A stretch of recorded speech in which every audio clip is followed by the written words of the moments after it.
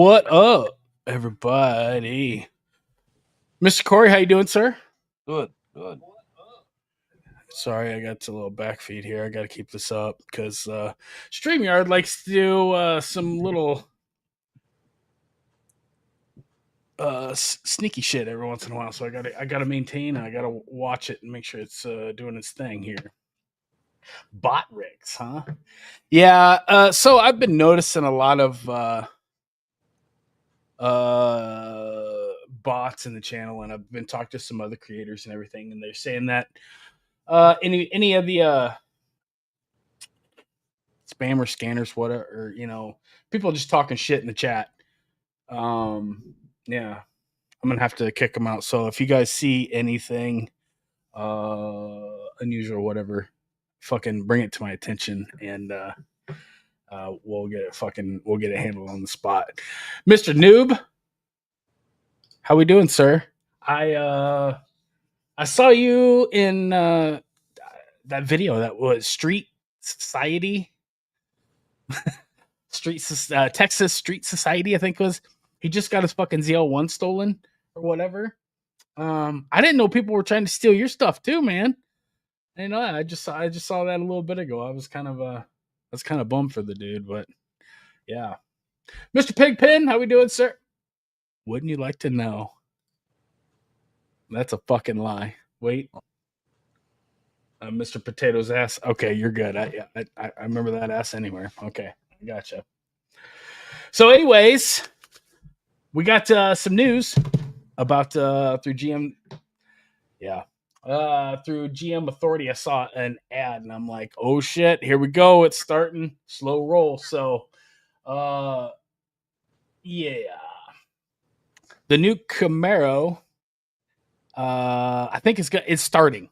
I think this is going to be like the slow roll into them talking, and we're going to be getting more stuff trickling down into the ether.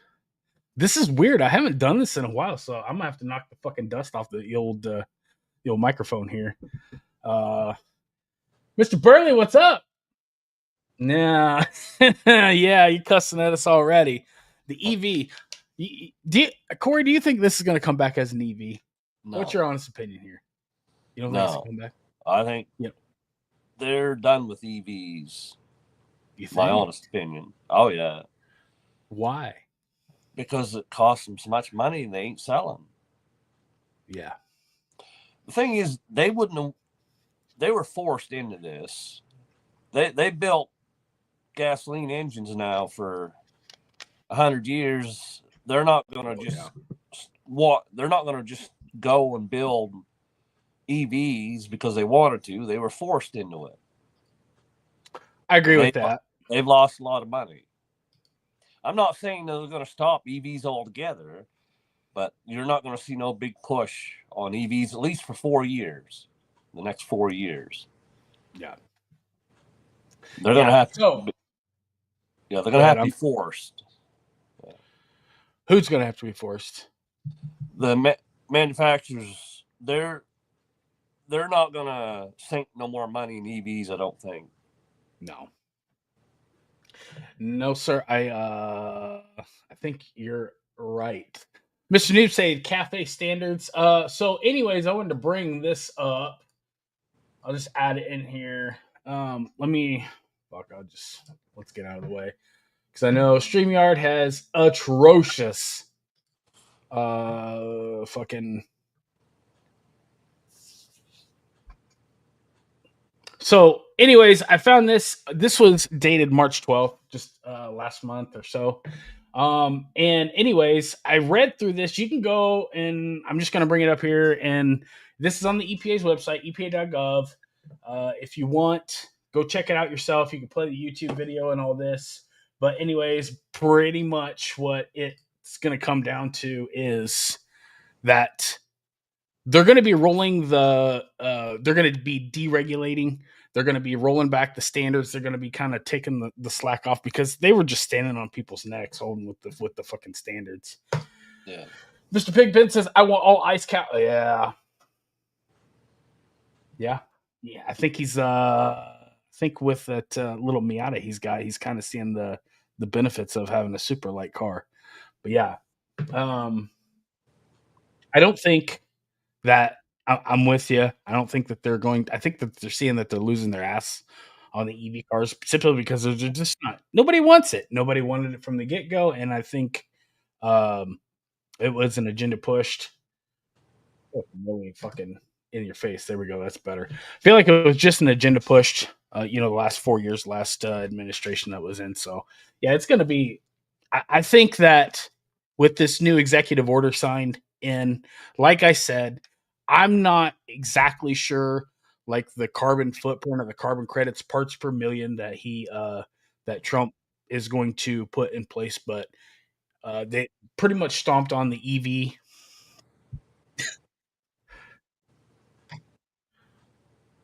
Who is this guy? Who is this? Like, are you kidding me?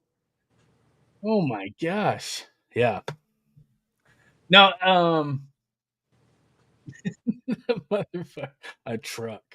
Yeah. I think they were talking SUV before. But yeah, the EV thing I think is dead. It's going to be dead. Like Corey was saying, I think that they're going to have like a commuter car, little, inner metro, little banger, whatever, like a little errand car.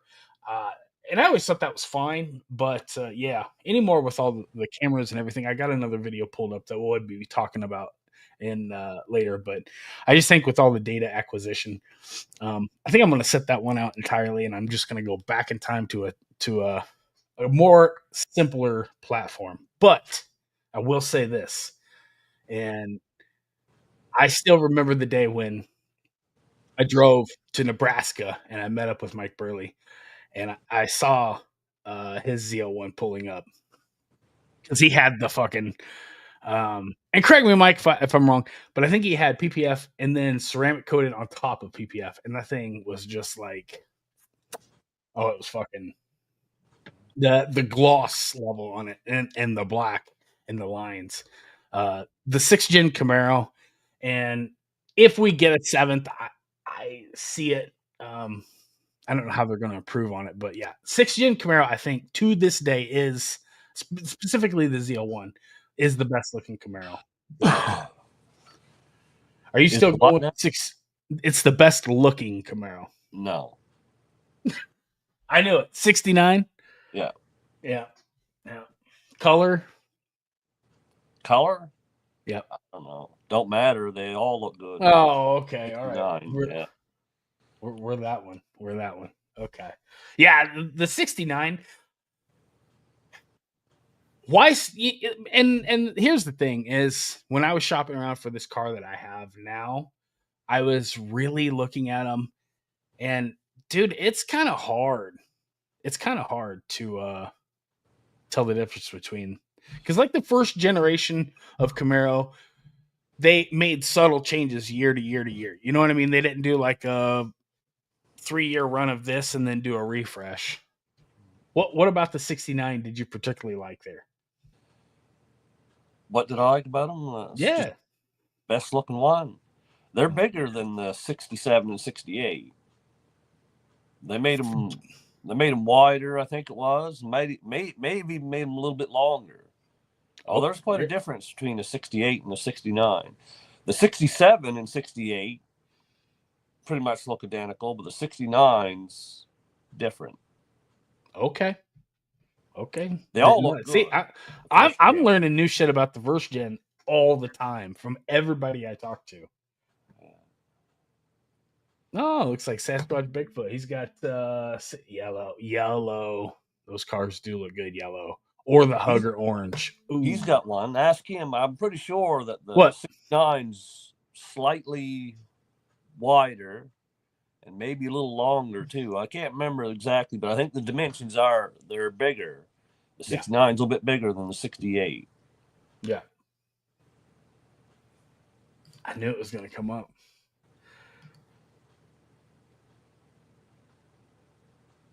I knew it was going to come up. Yep. I was asking him before we started. Yeah, I don't know. like I was telling Corey, I was going to record video Easter, but it rained here, and I'm just like every time I get time, the weather shit, or you know what I mean.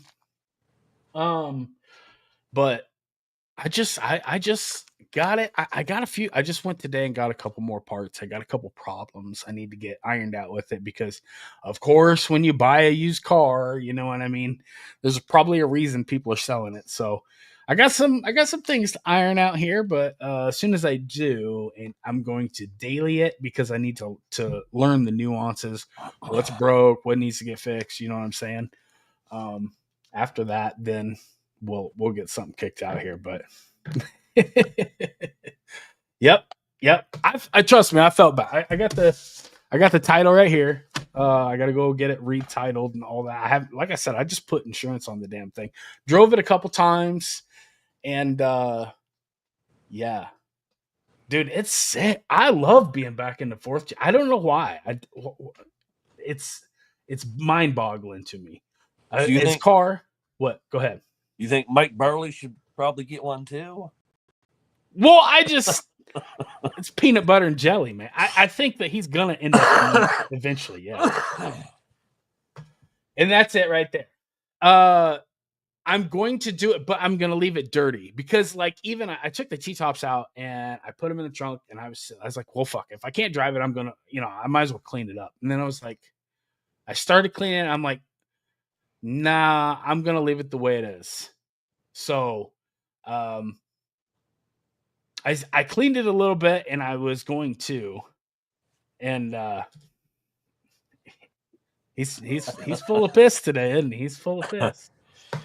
No, I started to clean it, and even like these videos, this whole channel, the progression, just like Wouldn't You Like to Know was talking about, I do it for myself as well because it's cool because I can go back and I sell these cars and I can go back and look, and it's like it's enough for me.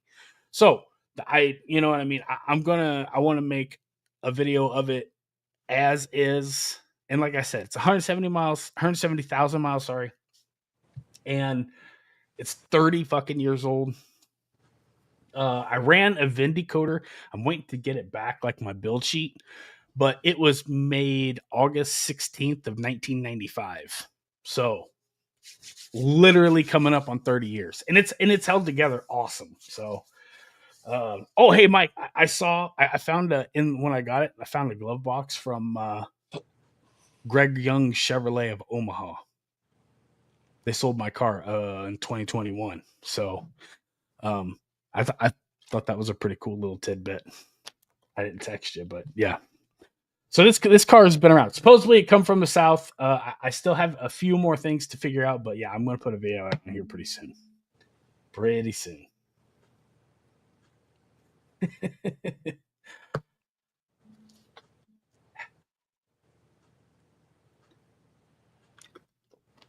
You got to wiggle, bud. Wiggle. Yeah. I think I might have to roll it one more time before I'm an official old man. I got to do one more 3 pedals. For that car, I'd keep the 6-speed. That's what you were saying. You're saying it's a better transmission, right? Well, yeah. 4-speed automatic, they're not much fun. They're nothing like A10. Yeah.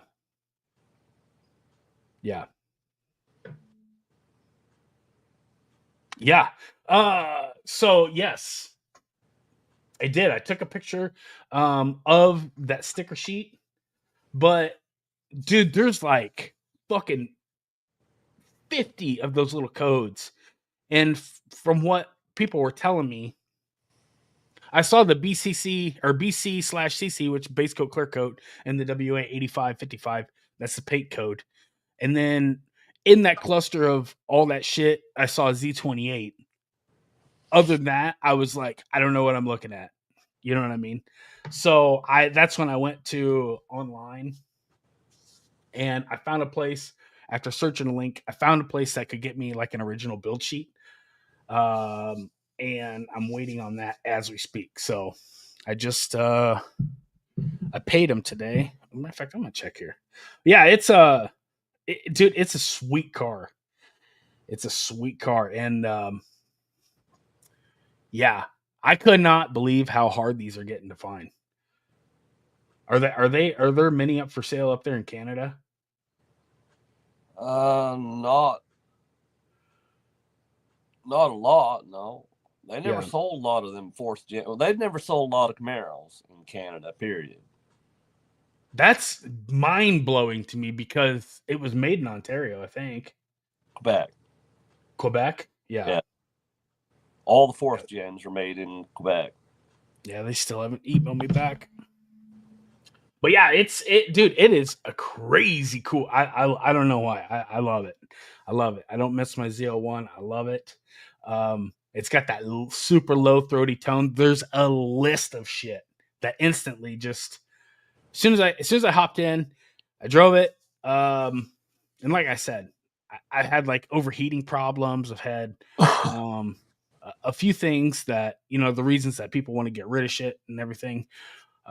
As soon as I get them ironed out and I get to the car to where it's like super dependable and I can, um, mine's a 6 speed and that's the hard part.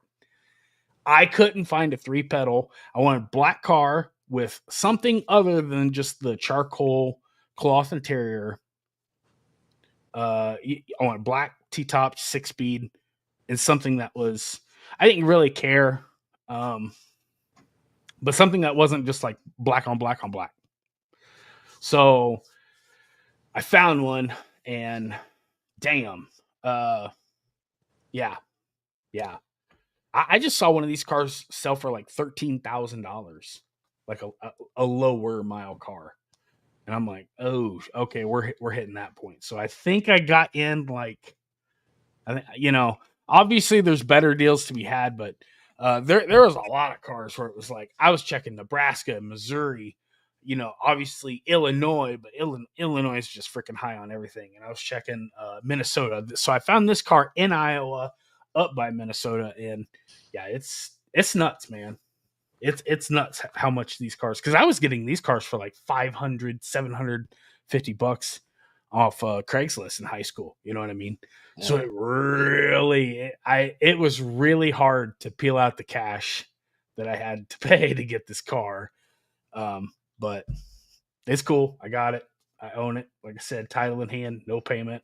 It's awesome. So, but the seventh gen. Wasn't What? long ago they went dirt cheap. I sold mine for 5,000. Oh, your 94 F1? Yeah, that black one. Yeah. When did you sell that? Why?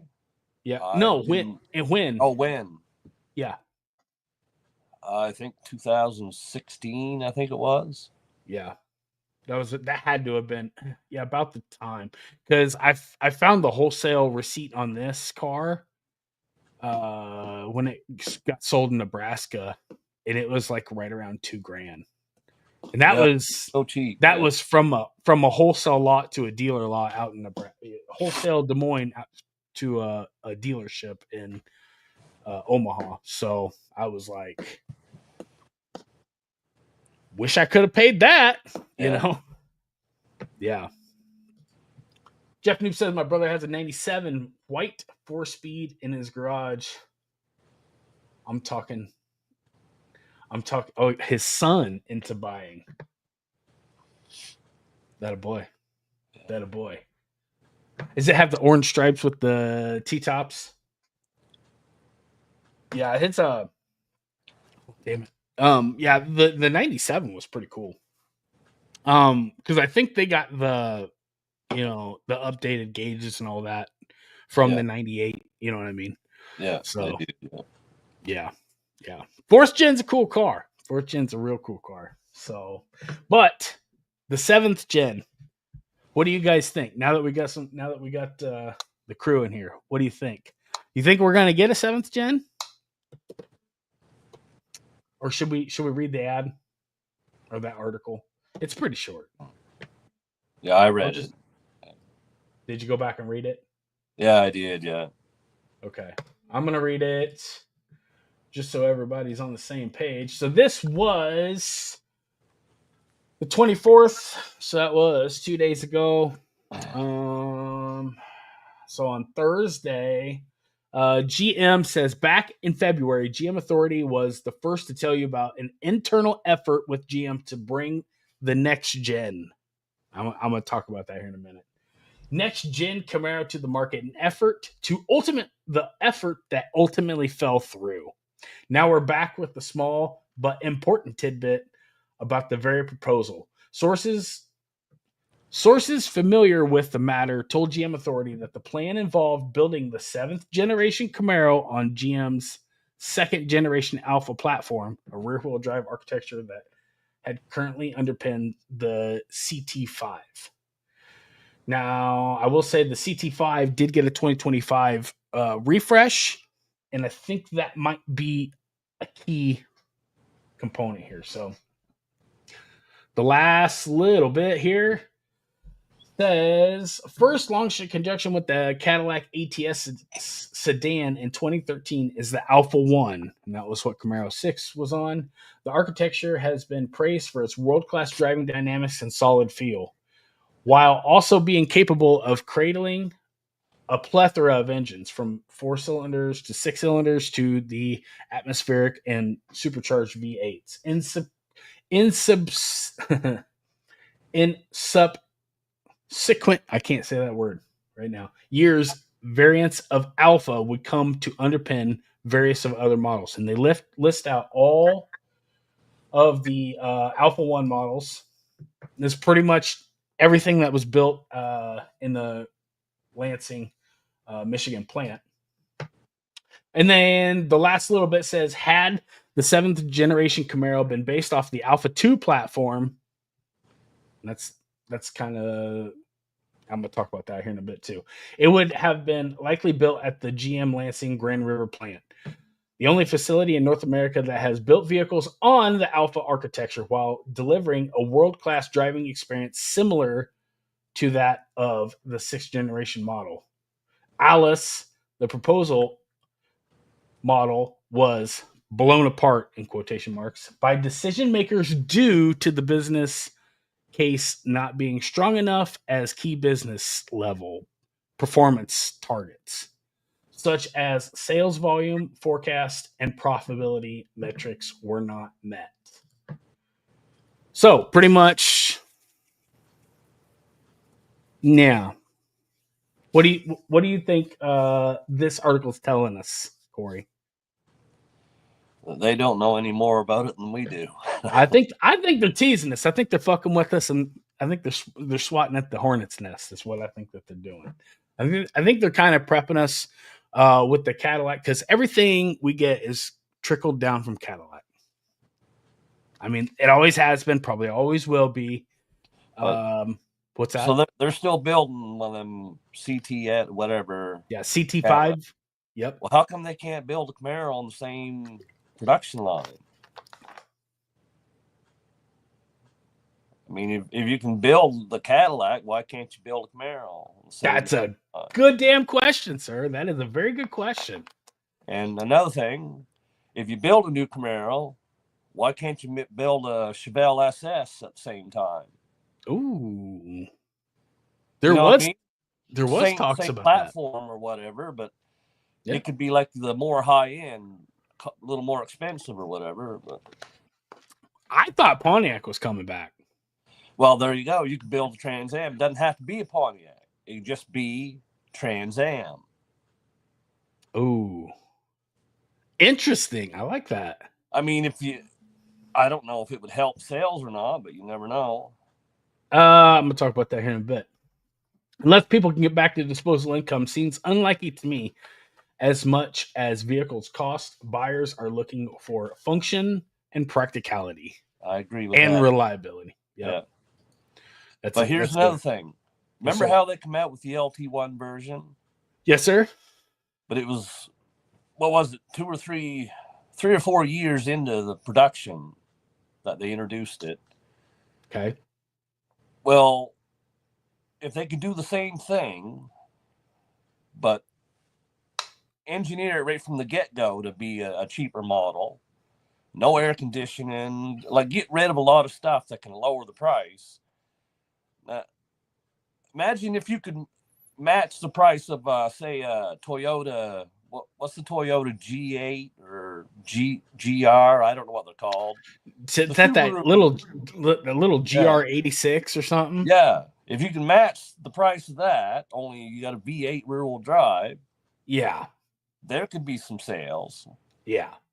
The thing is the writing's on the wall, and the cost of vehicles is so fucking out of control. It's too high, yeah. It's in outer space, and the thing is unless they bring prices down, because yeah, I think you're tapped. You've already stood on the consumer's neck so fucking hard. You know what I mean? I told you we got some smart mofos in the chat. Yeah.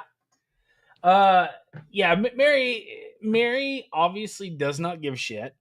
The thing is like I think it's like a situation of like Snow White and the 17 simps in the room, because I'm not the job of CEO, from what I understand. I mean, I've never looked into being a CEO, fuck that. But the job of CEO is to do the tap dance and make the shareholders happy. I guess it would be a good word for, or a good way to put it. But yeah, I'm not seeing anything good, because as far as I'm concerned, she was the one that went to Trump begging him not to get rid of the EV tax credits, because they were hook, line, sinker so invested. I mean, Jim Rage did a video on this. They're so financially committed. There's no turning back. And who do you think's going to have to dig them out if they do have to turn around, like we're about ready to see? You know what I mean? What do you like to know says something about the CT5 supposed to die in the next year or two. I haven't heard that. But I'm telling you, I want to say the sales, it seems, I think you might be right. I don't know. I can't remember. But I don't think the sales for the CT5 wasn't what they expected. But shit, man. I mean, I built one online. It was like 128 grand. So, and that's US. I mean, does that seem feasible, Corey? For the average day I mean, shit, that's no, that's too much money. That's where I was just like, no, it's not worth it. Burley, yeah. You mean you wouldn't pay 75K for a dark horse? No. They're not selling well either, last I heard. No, dude. I mean, did you hear okay, so after Camaro and Charger fell off and died, Farley, the CEO of Ford, I think it was Racer X. I watched a video of his, and he said a fully option. It might not have been. I take that back, because I'm not going to sit here and call out or put that shit on other channels. But I watched another YouTube video where they fully spec'd out. Might have been Xander 13.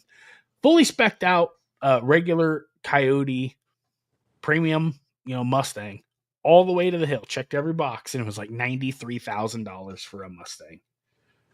Mustang is always, yes, exactly. Yeah. I'm so happy to see you shaking your head.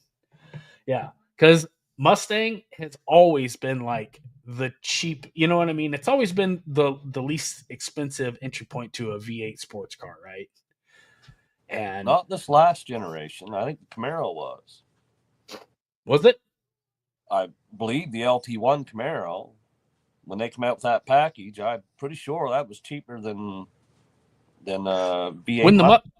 Yeah, when the Mustang went away from like the PP1, PP2 packages, I kind of lost, I got buried in the performance line and, you know, making YouTube videos and so on and so forth and everything. And I lost track of like all the MSRPs because one, the markups were just insane. And it depended on where you're going or what region of the country you're in, you know, 20,000, 25, 50,000. So it just, I for the, I lost the forest for the trees, you know what I'm saying, in other projects. But uh regardless of all of it, the prices are gonna have to come down. Yeah. And I don't know how they're gonna make a Camaro 7 on the cheap. You know what I mean? Yeah. They got to get their trucks down too. The trucks are way too expensive. Somebody said that there's $150,000 trucks out there somewhere. Oh yeah, Never in my life have I ever seen that much. Prices are crazy right now. Yeah, I mean, yeah. I don't know how you're gonna get financing for that bad boy, but yeah, price is gonna have to come down. Period. Flat out. Full stop. But Camaro 7, I think, and like I said, preface this whole live stream off of this is all speculation. Nobody knows anything. Not even GM's telling us anything. So anybody tells you that they know anything, they're full of shit.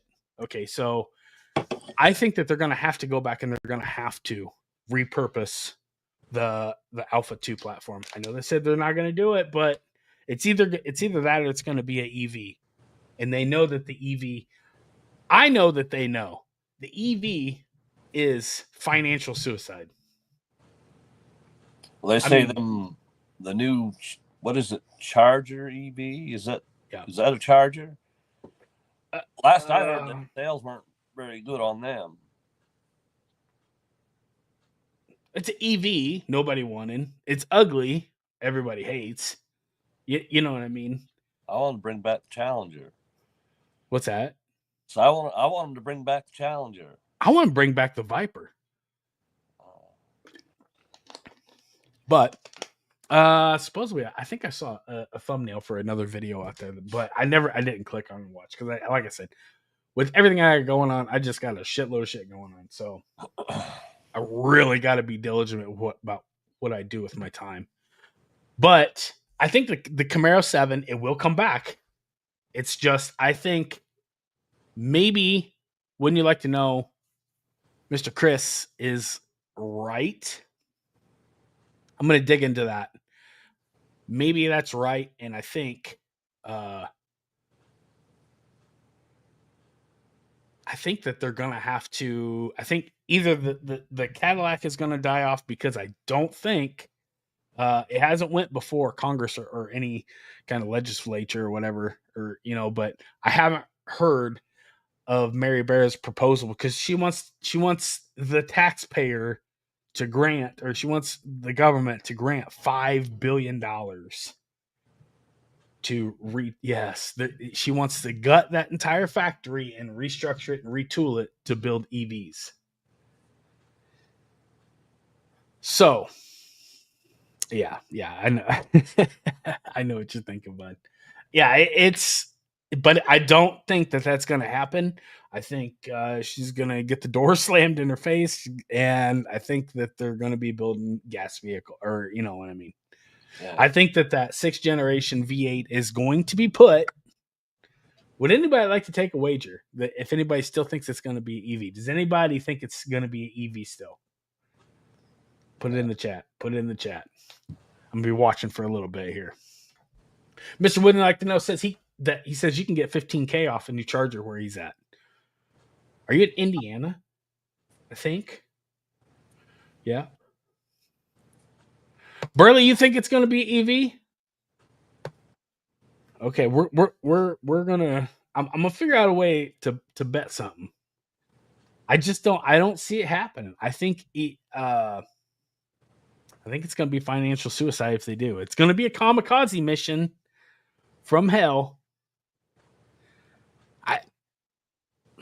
I don't see him making an EV. Do you see him making an EV, Corey?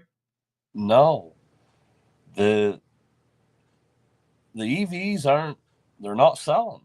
They're not selling the way that they anticipated, and it was all forced. It ain't Mary Barra that was responsible for this. This was all forced on these manufacturers. Well, now it's not being forced on them, and sales are down. Well, this is agreed. This is agreed. This is agreed. I don't know a lot about this stuff, but what I do know is everything that I have seen and everything I have read, there's been a lot of money lost for these manufacturers. They've lost a pile of money. They can't sell them, and even when they do sell them, they're losing money on them to start with. Even without, from what I understand, even without being discounts on them, if they get the price that they were originally asking for them, they're still losing money on them. From what I understand, it's just a money losing operation, but it was forced on them. All I gotta say is, ha, motherfucking ha! You're getting everything that you deserve. You eat that shit sandwich. That's all I gotta say. Burley says hybrid. Noob says hybrid. I don't know. If they do go hybrid, I'm gonna tell you what. The best one that has brought any kind of hybrid to the game is Porsche. The battery is tiny, the motor is small, the whole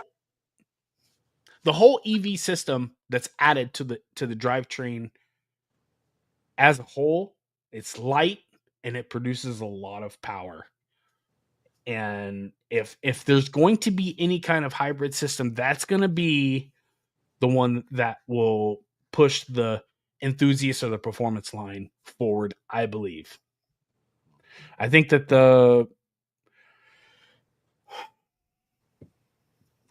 E-Ray. Sorry. I'm not a Corvette guy. Pretty cool. It's cool. It's great. It's awesome in theory, but I think it's done a little sloppy. I think it was just done to be financially efficient to produce. You know what I mean? Burley says 2025 Blazer SE is $63,000. And he's putting down ZL1 numbers. How does that make you feel when you see that, Corey? The EV thing? Yeah. I don't care. I got my Camaro. I don't care what if they build a new Camaro, they don't build one. I don't care. Fuck a bitch, he says. I like it. Do what you want. I got what I'm with you, man. I'm with you. I'm very happy with what I got. I'd like to have a new Silverado, but the prices are outrageous. Isn't the new one EV? I haven't been following along, but they have an EV version of it. Okay. And I like it too. It's a nice looking truck, but yeah, I see them sitting on their hands waiting 3 or 4 more years for the Camaro. Did you mean the Camaro, man? I see them waiting 3 or 4 more years. No. If the CT5V, CT5, you fucking know. You know what? Look, all right. Oh, yeah. Well, the thing with waiting on Camaro like that is it's the thing with that article, just like they said.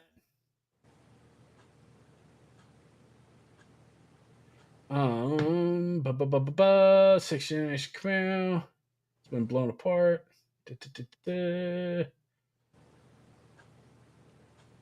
Last we heard, GM is still kicking the project around. Here's to hoping someone kicks it into high gear before the nameplate becomes completely irrelevant. I'm sorry I didn't read that part, but that was the way they ended the article.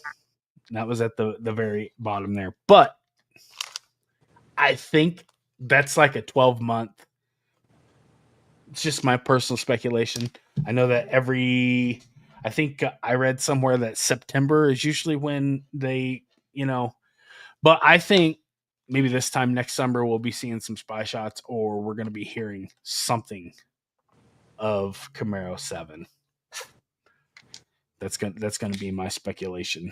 Could be right. It could be another year. Could be two. But if they're talking about the structure, the bones, the chassis, which is the most important part um, of the car, in my opinion, yeah, I think we're gonna be like a year out because they say it takes what 3 to 5 years to build a car. But if they're gonna be, because like even on the Alpha one, they took the CT or ATSV chassis, refined it, took a couple 100 pounds out of it. Voila, you got Camaro. I think that's what's going to be happening with Alpha 2, and they're just going to call it Alpha 3 or some shit. Yeah.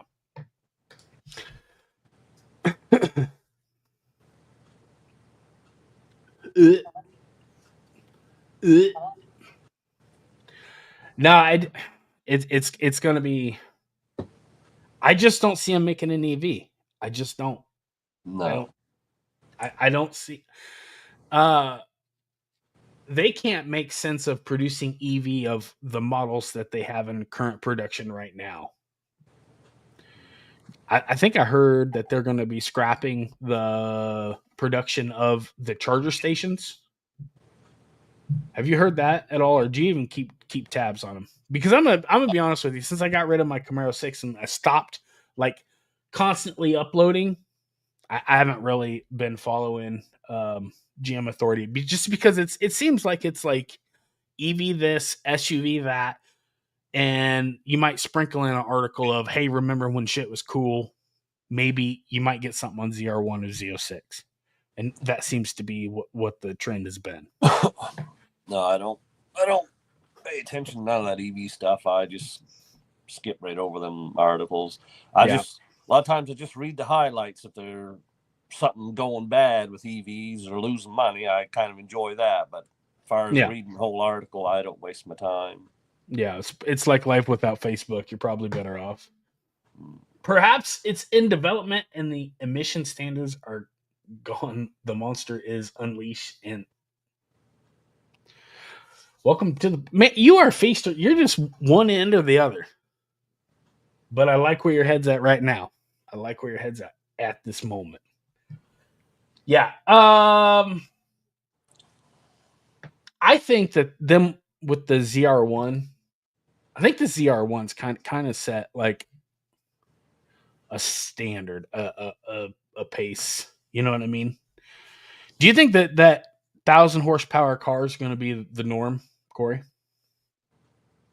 The norm? No, I don't think so. For the new car market? No. I think the horsepower wars aren't over. I don't know. Hard to say. Well, the Dodge has got the Hemi coming back, and I think that they're gonna, it's Dodge.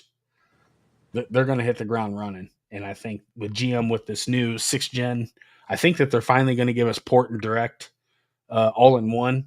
And I think that motor is not going to be for trucks. I think that it is going to go in the Camaro and Corvette.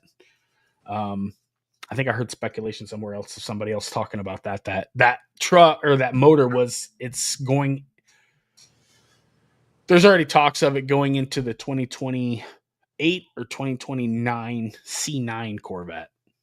So, how many miles do you have, Mr. Noob? How many miles do you have on your C8 right now? Looks like a Z51 at least. So he's got the cool one. He's got ELSD and MagRide. How many miles you got on it? Is it just a weekend warrior?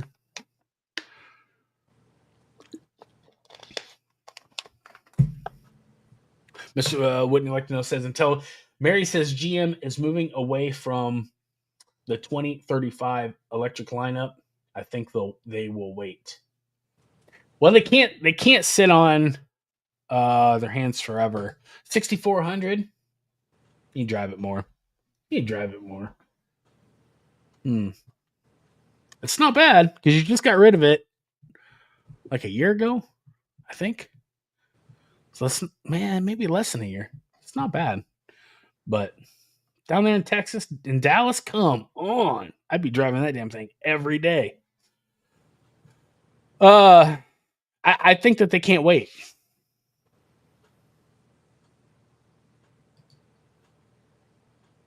That's what I was getting at. That's what I was getting at.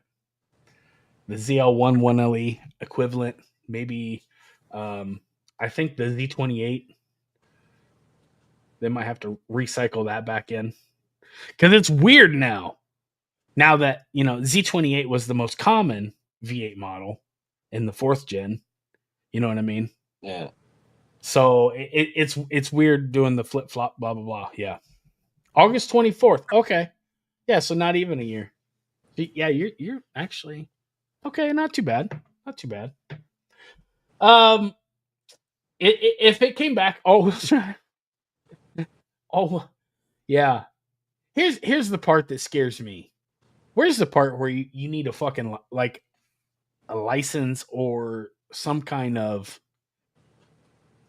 test, you know what I mean? Because I have a feeling people are going to be buying these 4-digit horsepower cars, going out killing themselves, and it's going to be like the fucking Viper was all over again. You know what I mean? It's going to be moms against horsepower, or it's going to be all these fucking lobbies, advocate groups that just keep, coming at car enthusiasts or, auto manufacturers for releasing such dangerous vehicles and shit like that. I don't know. It's going to be interesting. I wish they would. Because, I mean, yeah, there's just something about it. 1064, there's just something about that's badass. On 93 with a warranty. You know what I mean? Yeah. But I think Burley was saying over there, did that guy ever take possession of his ZR1 yet, Mike? Because I think there was a guy over in Omaha that committed to pay $275,000 for one. Yeah, yeah. Do you ever think you'd see a Chevy that cost $200,000? I'll just leave it at 200 grand. Yeah, I didn't think so either. Okay. Well, I did have a video. I kind of wanted to preface and push, and I didn't mean to fuck with my camera there. I kind of did wanted to push the conversation. Oh, I'm sorry, it wasn't 275. You paid 238K because that's better. Yes, sir. Yeah. So, anyways, I was trolling the depths, the bottom of ScrewTube, and I did come across an awesome podcast interview. I don't know what you want to call it. Tucker Carlson, and yeah, 200 G's. Yeah. Never thought in my life I would see $100,000. But this shit has escalated fast. And from what I understand, there's a lot of people thinking that it's going to be a collector's car. But I mean, if there's a car at any point in history that I would bet that there would be a limited production run on, it wouldn't be a Corvette. It just wouldn't. So, yeah. So, anyway, to come across this interview, I wanted to preface on, just in case anybody, the powers that be might be watching, I wanted to just kind of say, this is the reason why I bought what I bought. I did what I did, and super happy where I'm at. So I'm going to bring this in here. This is just a chunk of it. If I think about it, I will put, there's 2 sections of it. I'm going to let it play on. I might have to jump in for copyright reasons, but 2 sections of it. I wanted to talk about this. And then we will have like an open floor if you guys want to bullshit, and then we'll wrap it up or whatever you guys want to do. If you want to keep going, we won't. But anyways, Casey Push, I think is what his name is. And let's get it in here. I just want to watch this little clip. I'm getting one. So I just want to go back to something you said in the very first moments of this interview. You said that you don't own any. You're obviously a car guy. You build cars. Yeah. My happiness. Oh shit! This is way too wrapped up in the ability to just drive my own car. Yeah, I love. But whether anybody's around or not, I don't care. I just let me drive my own car. But you like wrenching on them too. Yeah, it's rewarding. I don't necessarily want to do it all the time. No. It's awful. I try to. My hands have healed up enough. I won't bleed on my white shirt today. That's nice. But can I ask? Like you said that you don't have any vehicle older than early 2000s. Newer than early. Rather, yeah, newer. I beg your pardon. So, why is that? Like, what's bad about cars made in the last 25 years? And please be very specific. Oh, I will. The first problem with new cars is you lose money hand over fist to depreciation. Yes. And then if you have to take out a loan for it, you're also paying interest on that. Yes. And one of the fastest ways I see normal people in general lose money is on new cars. Yeah. And they do it because they're afraid they can't work on it or service it. That's exactly That's right. basically the only real reason. Exactly right. But then you get dealerships that just find new ways to not do their warranty work because that's where they make a lot of money. And that's a separate thing. So a new car, I mean, that's nice if you can afford it, but rather than buying a new $100,000 truck or SUV, I'd rather buy this nice used one for, I don't know, 15 or 20 and spend the rest of the money. I'll go, if you got it, go buy a vintage Ferrari or a muscle car, something cool, at least keep your money, have some fun. But it's more than that. Cars, I would say in the last 20 to 25 years, the evolution is not for the sake of the car and the person and so much of the experience. It's more for the sake of the nature of dealing with regulation and keeping a profit margin and building it. And when you do that, you make things that are inherently more prone to failing in the future and less serviceable. And that's not good for ownership or actual lifespan. So everything, I grew up working on a motorcycle with a carburetor and building the carburetor, adjusting the float bowl, had a timing light, adjust the points. All that stuff, just like really super basic mechanics. And, there are lots of downsides to that. They break a lot, but you could understand it. My feeling is the vehicles that I have had that are newer, I have no idea how they work. I don't. Fuel injection is still kind of a mystery to me. I'm sorry to say that. It is. It works the same way as a carburetor. It's just metered and more complicated. Well, I guess this trend toward making everything electric. I bought a truck last year, a Chevy truck, which I've always had, and I was at a gas station, and all of a sudden on the dashboard it says, "Stop, we're downloading information from the internet." Or while something. You were driving? No, I was stopped. It just specifically wanted you to stay stopped so it could. I don't know, download software. I sold the car immediately. I brought it back and sold it. They wanted all your data to provide it to insurance companies to wreck your life, I'm sure. Is that true? Okay. Insurance companies will be the downfall of cars and driving. I guarantee it. And the other thing is all the cameras that are out there, everybody's putting cameras on their car. I'm like, okay, cameras on their car? Well, I'm sure you've seen it. Like people are buying little cameras to see what happens. If somebody does something stupid on the road, you can use that to protect yourself legally, right? That's why they sell it. It's never occurred to me, but yes. Okay. What happens when those are mandated in every car everywhere? What happens when you're completely mandated control? Car shuts off at exactly 55 mile an hour speed limit, no matter what. It's just another method of slippery slope of control. And it'll come from insurance companies. And the law enforcement can turn off your car from afar, correct? Yeah, and they do. Well, with certain cars. Yeah, certain cars. So when's the last year you could have a car that can't be controlled? Oh, that's a good question because I don't mess around with those cars very often. Or ever. But is it fair to say ones that are connected to the internet or a satellite in some way? OnStar kind of came about with your mirror, and I don't really know much about it, but that was kind of the first, I think, mainstream way when we saw cars were being specifically connected to something beyond yourself. So would you say? Yeah. So anywho, let me get us back in here. What do you? I mean, how do you feel about that with cars being connected to something other than the internet connection? And does it bother you? I mean, does it bother any of you?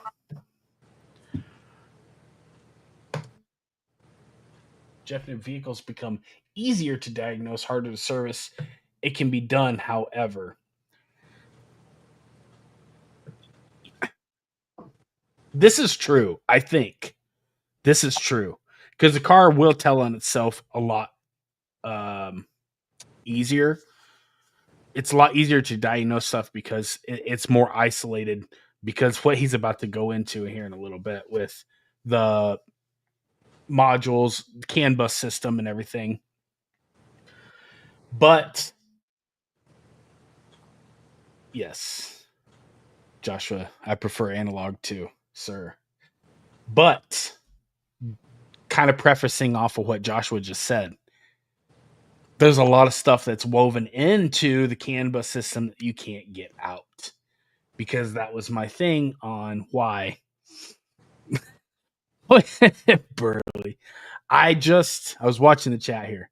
That was why I got rid of, because like when I took out the GPS on my ZL1, I dropped down the glove box and there was still a plastic partition that I couldn't see the rest of like inside the dash. But from what I could see, holy shit, I was just sitting there and I'm like, what is all this? And how expensive is this going to be when? Because my thing is, if one module goes down, is it going to be a domino effect? And I don't know all this stuff, but holy shit. Yeah. So all the little the cameras and the microphones and the AI and everything being woven into the CAN bus system, it's just something to think about, guys. Camaro 6 might be the last one that I would even. I don't even want to say it. I mean, if you're a person that doesn't mind, or it's going to have the least amount of Big Brother. And like I said, you can take that VCIM module out, disconnect the GPS. And the worst part about it, right before I got rid of the ZL1, was no more updates, like what Tucker was saying. No more updates, and so therefore, you can plug it back in and let it update and resync and everything if you wanted to. But the thing is when it updates, you're getting all the new fresh batch of bullshit, which I think it's kind of weird. And I always felt, because I did see that screen a couple times after I parked my car. It says, don't turn the car off for X amount of whatever time while it's updating. But it never tells you like what it's doing, or you know what I mean. And it, I don't know. I guess it's tinfoil hat time, maybe. I don't know. But I'm with Joshua. I prefer analog all the way. I don't buy a car like I would buy an appliance, or I don't use it like I would think an appliance. You know what I mean? It's yeah. Mr. Michael Chow says there is a recall in the body control module for they said it's for safety purposes, but I'm not updating mine. I think, listen, I saw that, and Jim Rage LT1 did a video on this. I think it's for security purposes, and I think it's for it's a cover their ass for the lawsuit that's class action lawsuit, I think, which people were, because the theft and people being able to take that fucking little Amazon little key duplicator, copy the key, and drive away with your car. So that was why I had Justin White on, and I really put a lot of faith in time. And I don't know that guy's name down in Texas, but I did leave a comment on his video, and I'm sorry for his loss. And I know that it sucks because he had 90 G's in his car total. And he kind of gave a backstory and everything. But there is nothing like that tune. And the more you modify your car, the more that tune becomes the safe haven. It becomes more bulletproof. So, yeah, that was what I was getting at last year. I don't need a PlayStation for a car. That's like when I bought my OJ. I bought the one SS1 LE. I didn't care about the little stupid little things that I do, like the ambient lights and the puddle lights, or the parking beeping shit. You know what I mean? I'm not about that. I wanted the big V8 with the manual transmission and the chassis, super stiff chassis, fat ass tires. And that's what I'm hoping Camaro 7 goes back to. I really hope, because it's just like when at the beginning of the stream when I showed you that EPA dereg. So right there is proof shit can be rolled back. Laws can be taken back. They, levels of government can just be it can be rolled back. It's really not that hard. I think we got extremely lucky this time. It is a little bit of fight, takes a little bit of time, takes a little bit of money, but anything is freaking possible. So, like I was saying, so I'm really hoping with Camaro 7, this is the one to where they can really get back to like a raw analog car. I mean, I don't know, but do you see him getting back to that, Corey, or no? Was it getting back to analog? Is that what you said? Hang on one second here, bud.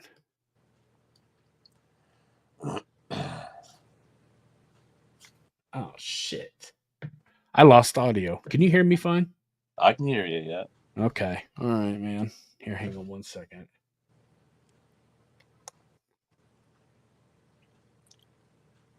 I'm sorry.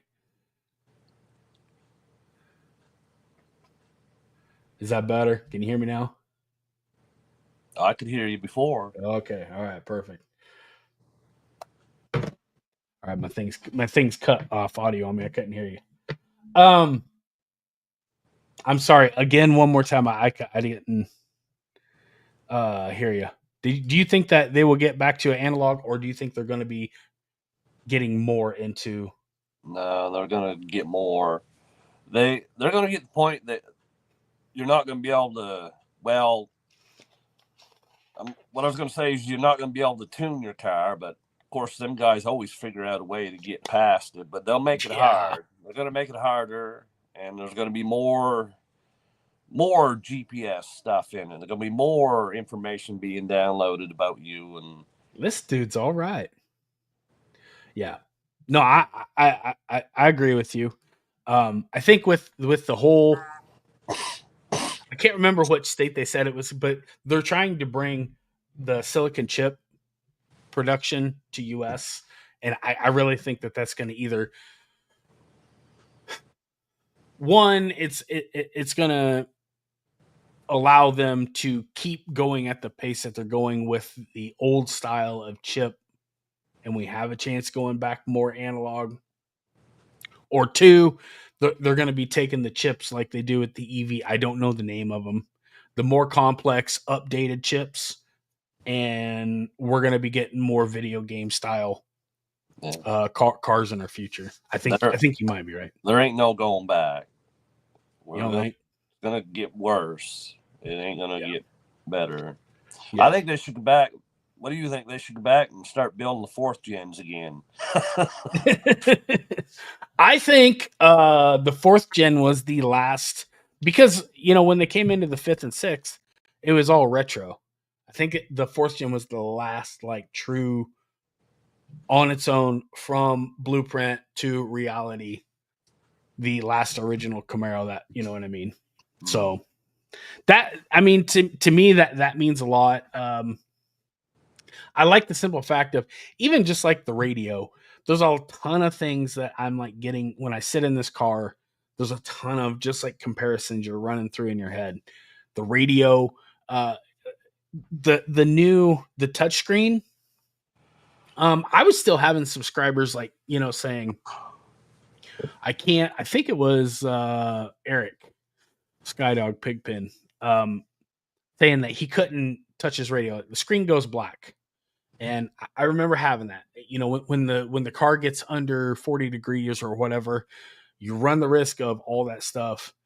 The electronics really fucking having hiccup problems and stupid shit like this. And I'm sitting here and I'm just like, man, I just paid 55 grand, and I shouldn't be having this shit. And then you run it to the dealer and they come up with every excuse to not do any kind of warranty work. And it was a freaking mess. And I'm just happy to have hydraulic steering back, a simple radio back. I just, you know what I mean? There's a lot of upsides. The car just drives seamlessly. There's no fucking startup routine, no buttons to push. I got a manual e-brake. You still have a manual e-brake, didn't you? Yeah. Yeah. The only thing I hate is that traction control button. I hate having to hit that. Well, you think that's laborious? Do not buy a 6th gen Camaro. I'm telling you what. I know what you mean, yeah. Holy shit. Up, down, XY. It's just, it is. It's irritating. It's to the point to where if you have a weekend driver, whatever. But if it's your daily and you like your car a particular way, it's gonna drive you fucking crazy. Period. But yeah, did you have that ASR button? That's the traction control. Yeah. I hate having to turn that on. I always forget turned off. What does ASR stand for? I don't know. I just looked it up because I'm like, who the hell? What? It's it's accelerated spin regulator. Okay. Yeah. Could we think of a worse name? Yeah, trying to do line lock is only about 13 steps. That's what I'm saying. That's what I was bitching about this entire time. They put all the cool tech into the ZL1, and then they make it fucking just as hard as possible, to use. On mine, all you got to do is press the brake, flick a switch, and she's locked. See what I'm saying? It's like, why the fuck are we? Why? Even the Corvette got the Z button to where you could hit one button and all your parameters were set. Because I'm telling you, Corey, in this car, it's fucking atrocious. It's cool when you can get it all figured out, but at the end of the day, I was watching Antonio Calvo talk about the Vipers, and he's like, I just put Penske struts on everything, and I get the suspension dialed in, and they drive like a dream. And I'm like, I want that. Like, I'm tired of this fucking, you know what I mean? And then the mag ride shocks leak all the time. Like, if you drive any kind of hard cornering at all, they just leak. Go back to the stripper cars.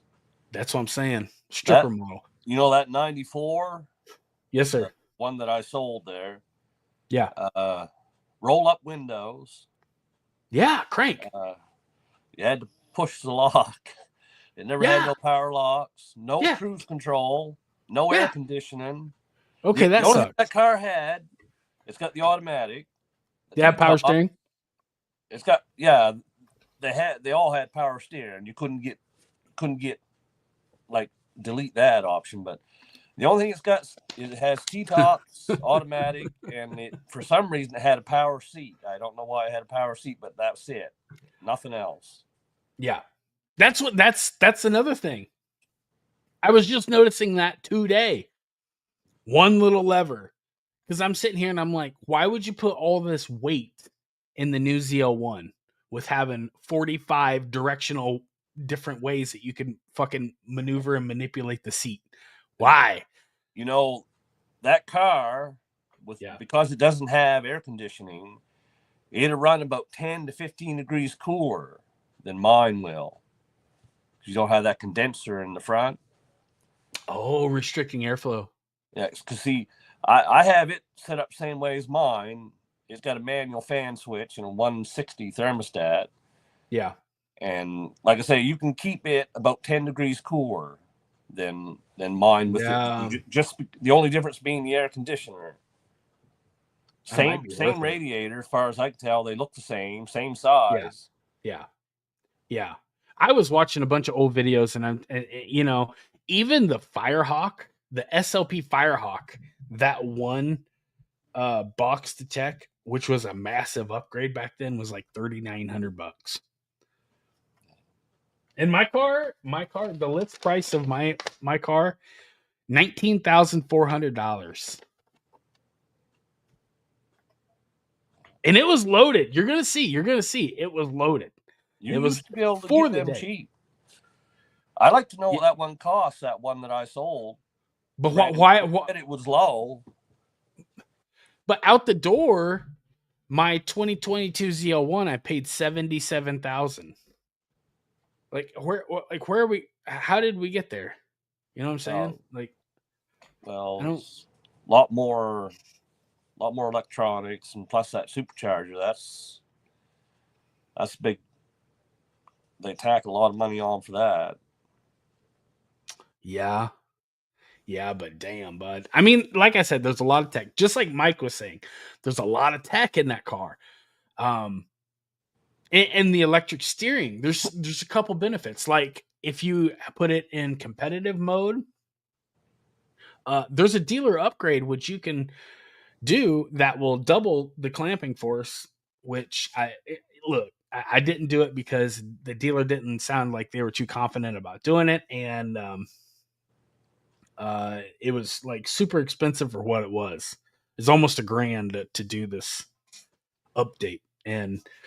But like when you're drag racing and the car knows, it will tighten up the steering and it will make the car drive straight. So that way you launch straight and it will, you know what I'm saying? There's a lot of cool things the software can do, but it is so difficult. That's the problem. If you're in a street race, you got to go through all that stuff. You're not going to get it done. You're not going to get it done. You're not going to get it done. And by the time someone's over here shit checking your ego or trying to, poke the bear, and you commit to, all right, motherfucker, let's do this. By the time you have to sit there and it's like, how do you do this again? Because if you do it, I'll do it 10 times and then I'll wait like a couple weeks and you go back to do it. It's so easy to miss a skip or skip something or not do something right because the car is very particular about, you know what I mean? And all the Dodge guys and the Mustang guys were saying, I just push a button. I just do this. The car and I'm just sitting here, I'm like, I understand that the Camaro lives in the Corvette shadow, but this is bad, real bad. You know what I mean? Yeah. G8 Firehawk, extremely hard to find. I think isn't that the one that's going for like $50,000 now? Probably. Yeah. I think it is. It could be. I'm not sure. The SS and the 4-door game I really didn't follow, but I guess that got set on fire like a couple years ago, and I don't think it's slowed down much. But yeah, that's right. That's right there with the GTO.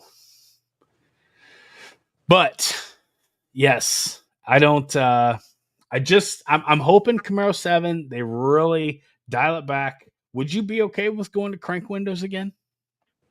Oh yeah, if it means I can pay less money. That's what I'm saying. I don't need well, it's gonna be less weight. We only get 8 hot days here a year, so I don't need air conditioning. Yeah. Right? Yeah. There's different regions for different desires, but yeah, I mean, yeah. Says, wouldn't you like to know? Says I've heard of them but never seen one. Yeah, there's a lot of really cool models. I put a poll out that said something about the lightest Camaro. And I said that, I mean, typically it is for the street, but I guess there was a first gen 660, maybe it was a 69. I don't know, but it came out 2,500 pounds. Somebody corrected me on that, but I'm like, dude, there was like 25 of those cars built. Nobody bought that shit. But it's little knick-knack models like that you don't get to see that much of. So I think that Firehawk falls right in line with that. But I can see the gears over there turning, sir. You doing all right? Oh, yeah. Okay. All right. No, I like just like what Casey was talking. I'm very happy with what I got, especially not having a payment. Yeah. I got a bat. Go ahead. I just paid off my truck here last month. Congratulations, bud. I've been tempted to get one, but I said, "Jesus, I like to buy some stuff for Camaro maybe now." Isn't the extra breathing room real nice? Yeah, it's nice not having that payment. It Plus, is. my shorts is lower too. So yeah, that's another. Yeah. So the little sticker, because down here you have to like buy a tag. I guess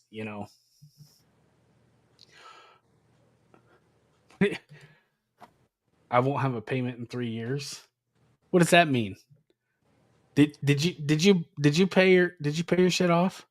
I won't have a payment in 3 years. Oh, okay. He says it's going to take 3 more years to pay. Well, hey, look, fuck, maybe it'll have like 1,500 miles by then on it. Be like a whole new car. You know what I'm saying? Yeah. Yeah. I think Corey brought up a very fair point earlier in the stream when he says the price of cars have got to come down. Just it's too high. I never in my life that I thought, I'd have a 4-digit payment. And there for a while, I had OJ for 2.5 years, and I had Zozo for another 2. So there for about 5 years, my car payment never dipped under $1,000 a month. And that's just total bullshit on a depreciating asset like that. Yeah. Noob, what you gonna get? You gonna get a ZR1? Are you gonna get that ZR1? Or are you waiting for the Zora? Be honest, those. Yeah. Yeah, the interest rates, that's a moving target. That's a game with the banks. So, I mean, buy in good times and enjoy the good times when they're here. But yeah, the interest rates that was the whole point. I was going to buy OJ and, no, I'm sorry, Zozo. So when I bought my ZL1, I really wasn't ready. And I was like, fuck, I'm going to wait another year or 2, wait for the interest rates to come back down. Happy I didn't do that, but it cost me $5,000 plus the extra interest to get it done. So, yeah, now with that freaking that hood with that, what do they call that? That gurney flap on top. That's like the best. Yeah, that's like the best part of the ZR1. I think that looks cool as hell. I think it looks good in black with the satin, the full gloss black body panels with the satin black accents. Yeah.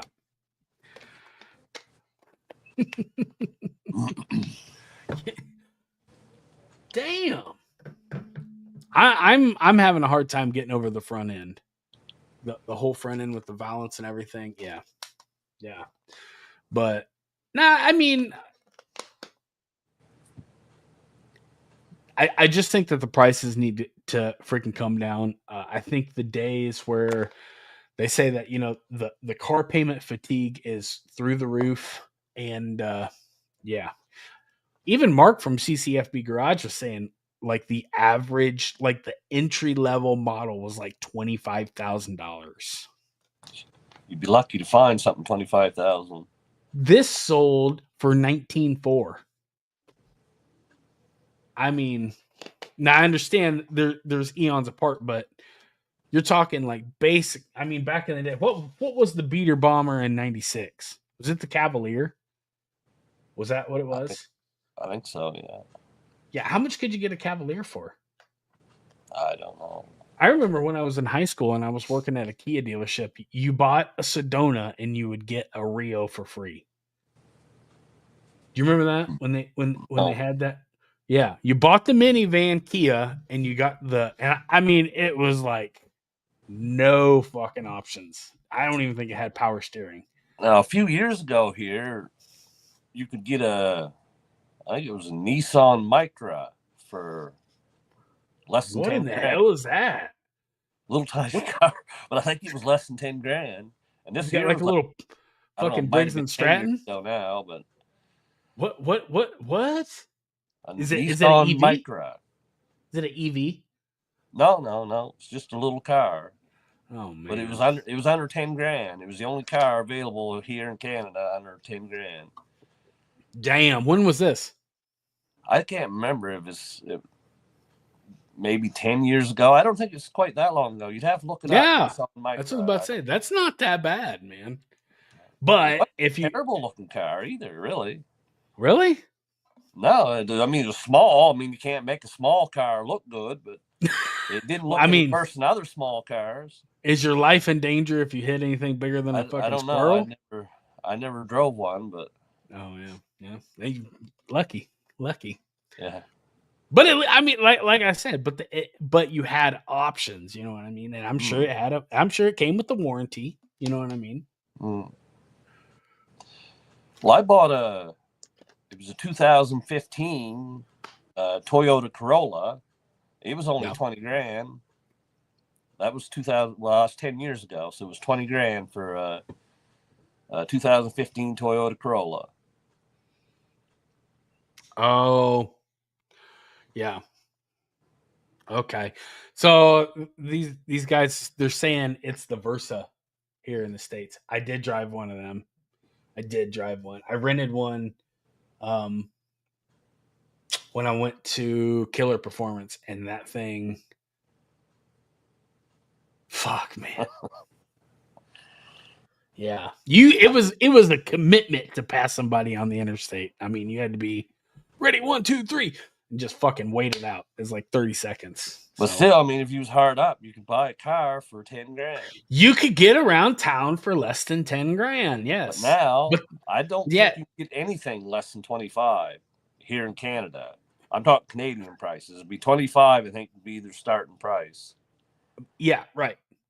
At least you had the option, though. You know what I mean? That is a big thing. If the option's there, yeah, it's fucking crazy. But anyways, we're coming in. We're rounding base about hour and a half. I'm gonna be honest with you guys. With me working 7 days a week now, it's a little rough. It's a little taxing. My thoughts and my shit's a little cloudy, but I promise. No shit, dude. That's how I should have said it. That's how I should have said. I'm sorry. That's about those hamster legs were about to give out. Yeah. They were just, dude. They were fucking going though. You know what I mean? Yeah.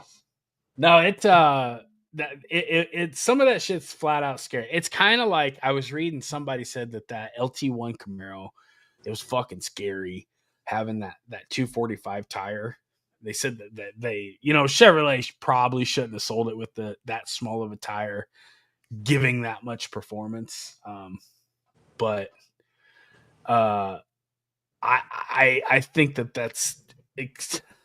that rings absolutely true with those little tiny cars like that. The Kia Rio, that fucking Versa or whatever. Oh my god. Yeah. I would definitely did not want to hit a deer in that thing. But oh yeah. I mean, especially being up there with what? You got moose, don't you? Yeah. How much do them fuckers weigh? Them things they're huge, aren't they? Oh, they get really big, yeah. Yeah, they're massive. Yeah, that might be a losing proposition in that one. But anyways, gentlemen, I just wanted to hop on here. Like I said, I think we got about 12 months. I think we're going to be hearing some more Camaro7 talk. I think 12 months, and we're going to have like a really good direction of where we're going. Do I have any takers? 12 months, gasoline Camaro. Hard to say. I hope, feel pretty. I feel. I kind of hope not. What do you mean? You hope not? I'd be quite tempted to buy one, probably. You got the white one paid for, don't you, or no? Oh yeah. Yeah. So yeah, you don't have a car payment. You don't have any payment. You're good, man. I got no car payment. No, not right now, at least. Well, time to get one. I like to have a Silverado, but okay. So here, I'm gonna ask you this. Let me preface this. What would it take for you to buy a 7th gen Camaro? What would it take? Yeah, what would it take? The parameters. Probably just watch a video or two, and that'd be enough to get me. Oh man, I mean, give us a price range, because I mean, Chevrolet watches this shit. A price range for me? Yeah. 500 horsepower. It'd have to be 50,000 or less. I don't think I'd buy one anyway. I think that's fair. I think they can do it. I think that they can do it. Don't you? Oh, I know they could do it, but they probably won't do it. Because really, you should be able to get one for 40,000 Canadian. Yeah. A stripper model. Yeah. Don't need all that stuff that they come with. You know what? This motherfucker, he tried to give me the same proposition. You're just passing out the friends and family discount for everybody, aren't you? Man, I tell you what. He wants to buy a 4th gen now. He wants to get rid of that ZL1. Yeah, you tell him to throw that catfish in. $200K. Deal, right? 50K loaded, not bare bones. Yeah, like ZL1. Like ZL1. Because I'm going to be honest with you, in 2019, when they had the refresh, before everybody pissed their panties full, just flooded their freaking the front of their pants about that flow tie, and when they were going through that whole debacle. In 2019, I was offered a ZL1 1LE for $61K out the door. And that was like deep discounts, or not out the door. I'm sorry, 61. That was like the start of negotiating. And I was really wanting a Corvette at the time. Never had a Corvette. Kind of wanted to take a step up. So I kind of pushed that ZL1 1LE, and it was the dumbest thing I did. It was the dumbest move. I should have took it. And then I ended up with OJ. So 50K out, or 50K loaded. I think that they can do it. They still can do it. I think it's just a conscious personal decision that they would like. What one thing they should do is whatever the Subaru BRZ, whatever the base model is, that's what they should. Their base model Camaro should come out with that. And I'm not talking to V6. Oh man! Now see, V6 Camaro V8 only. I saw. Ooh. You just upped the game there. Who? I want you to answer this question. Okay. What costs more to build? An LT1? Yep. Or that 3.6 liter V6 they put in them? Or think about it for a minute. LT1 1 camshaft. The V6 4. LT1 one timing chain. The V6, I think there's 3 in it. You got variable valve timing in both of them. Well, you got to have. That means you got to have 4 of them. Mm-hmm. I can't think what they're called right now, but they go on the end of each cam. The cam phaser. Cam phaser. Yeah, you got 4 versus 1. Yeah. You got 4 valves per cylinder, so that comes out to 24 versus 16. Yep. Mm-hmm. How come an LT1 costs so much more than a V6? And then you have to start that whole process over again to do the 2-liter turbo. Yeah, they got all kinds of junk on them. You can't. This is something the manufacturer's been doing to us for years. Yeah, making you believe that this 6.2 liter V8 costs it's usually like a $3,000 or $4,000 upgrade, like on the Silverado, to go from the 4-cylinder turbo to the 5.3s in Canadian is $3,000. And then I think That's nothing. I think it's another two or three to go from the 5.3 to the 6.2. That's nothing. That's a bunch of horse shit, though. The thing, yeah, it is a bunch of horse shit. It is that 4-cylinder costs more to produce than that 5.3 does. Same as when them Camaros, that V6 that you got in that come in them, it costs as much or more to produce than that V8. Yeah. With the raw materials, the commitment, the time, the labor, the tooling. Yeah. If they come out with another Camaro, I'd say just screw the fucking. Yeah. Whoops, not supposed to swear. What are you talking about? Fuck a motherfucker. Yeah, it's exactly right. You said it right. Don't bother having a 4-cylinder or a 6-cylinder car. You don't need them. They should all be V8 and have a stripper one, and then have your models above that. I was talking about, because see, here's the thing, and here's what extremely turned me off about the ZL1 was the rear differential. You got to eat with the fucking fork or the spoon. There was no spork, there was no chopsticks, there was no other fucking option, dude. You got the 285, you got the 373, or you had to rip the whole thing out and lose your ELSD, and it was super expensive. Even from a fucking scrapyard, I had to pay a G to get that rear differential used. Yeah. I was a wrecked car, and it was like a 2018. So I'm like, yeah. My thing is, and then at the end of the day, they welded in the ring and pinion. So that was it, bud. That was it. So, I'm with you. I like the options, but I think that they put the options in the wrong areas. Because if you go back to like CCFB Garage, that video, I was trying to ask Scott Setmore. This guy, you know who Scott Setmore is, don't you? Oh, yeah. And I was trying to ask him the 6-cylinder Camaro, because back then they only had 6-cylinder back in the 4th gen days. Did the car rental companies, did they sponge up like most of the 6-cylinder sales? And he didn't think so. So I'm with you, dude, because you can scroll through YouTube. What's the most searched vehicle, or anything on Camaro? What's the most searched? Z28 SS or the ZL1? And that's spanning generations. You know what I mean? Nobody cares about the 4-cylinder or the 6-cylinder. It's unfortunate. I know there's a couple people that have them, and they have envy of the upper echelon models. But I think that they would save a ton of money, just like you were saying, V8 only, because that's what people want. You know what I mean? You're not buying the car. It's like, I mean, when you think of a Camaro, do you really think of like a family car? Or? No. I mean, I know they've always done it. Even right from the start, they had 4-cylinders and straight 6s. But you don't need that now. It would probably nobody lower wants production it. costs too. Yes. If you're only producing so many models. Yes.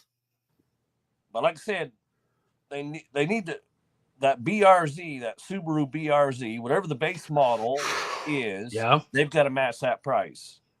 Let's get the price, right? Price, yeah.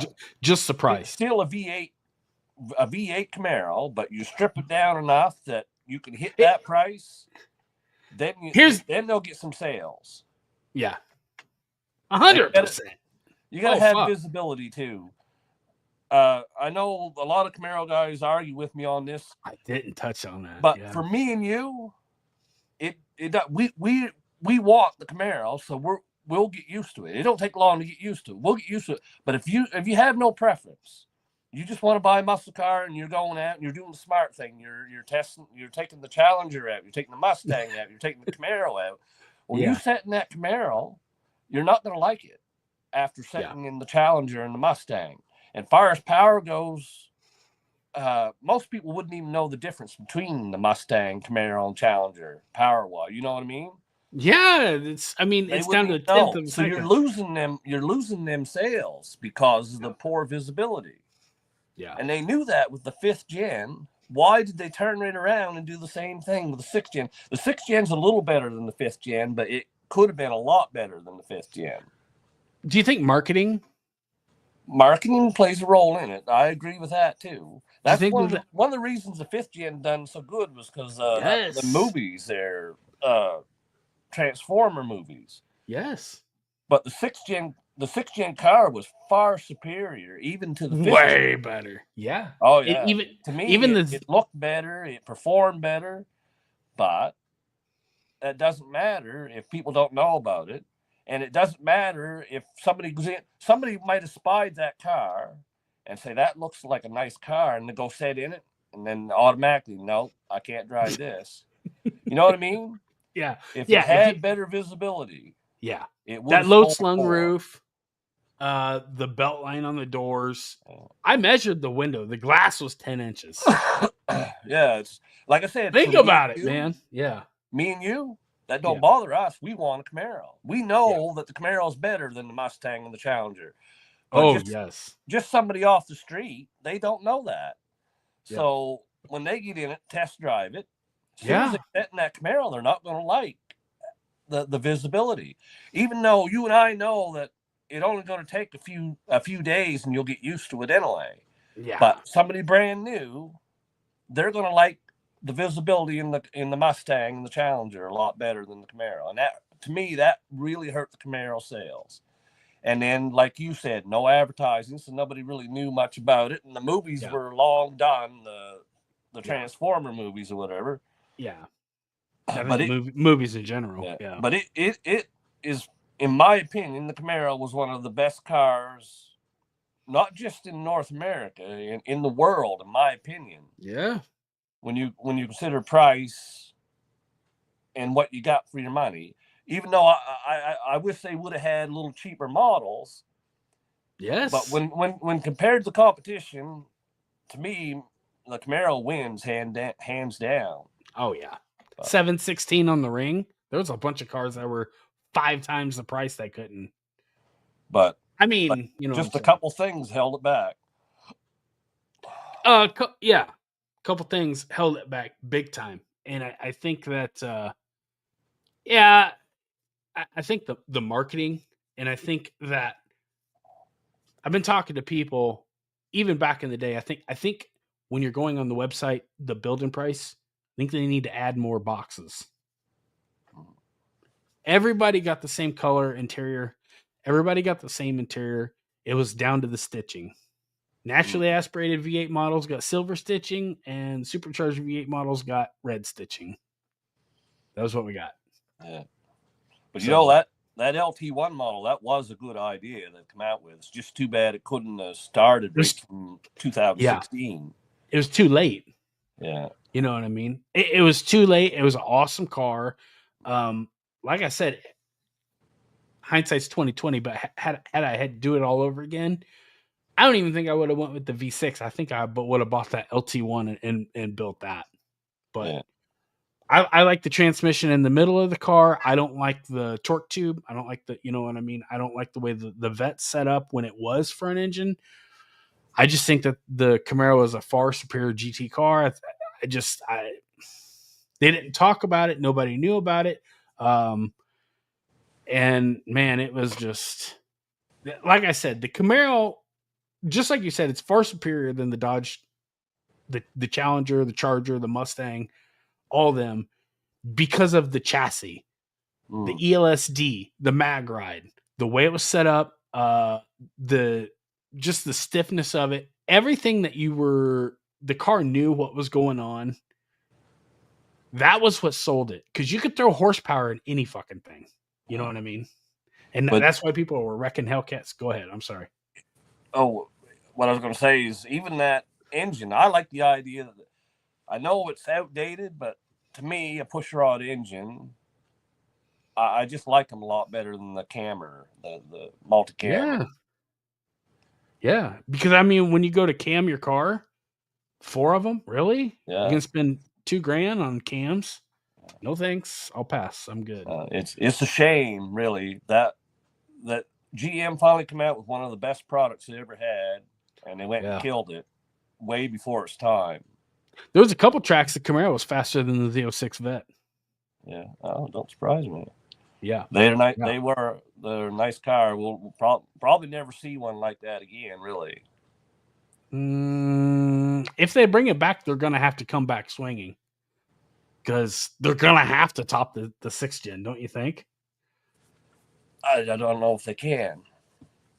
That's what I said. That's exactly what I said. I mean, I said that years ago. I'm like, how? I'm talking everything together, like the looks, the pushrod motor, just all that together. I don't think you'll see it again. I think if you see another engine, it's going to be a multi-cam engine. DOHC. Yeah. Well, I think not that there's anything wrong with that, but I don't know. I just like the grunt from a pushrod engine. Yeah, me too. I like the sound of them. I like the grunt. I like that torque. But I like the way that the C8 Corvette's kind of structured with the LT2, and then they got the 5.5 flat plane, and that 5.5 is going to be a coyote killer because we're losing as soon as you go into the boost world and the roll racing. I know not everybody's into fucking racing like that or whatever, but the coyotes have got us, and I think it's a great engine. There's no question about that. I'm not arguing that point, but to me, they don't sound right. Something wrong. I don't know what the something weird. And it sound like shit. They don't sound good. I don't like the sound of them. It's an odd sound. But that 5.5 does sound good. And if they can get the rotating assembly to hold together, I think the Coyote is done. So I don't know. Now, here's a question.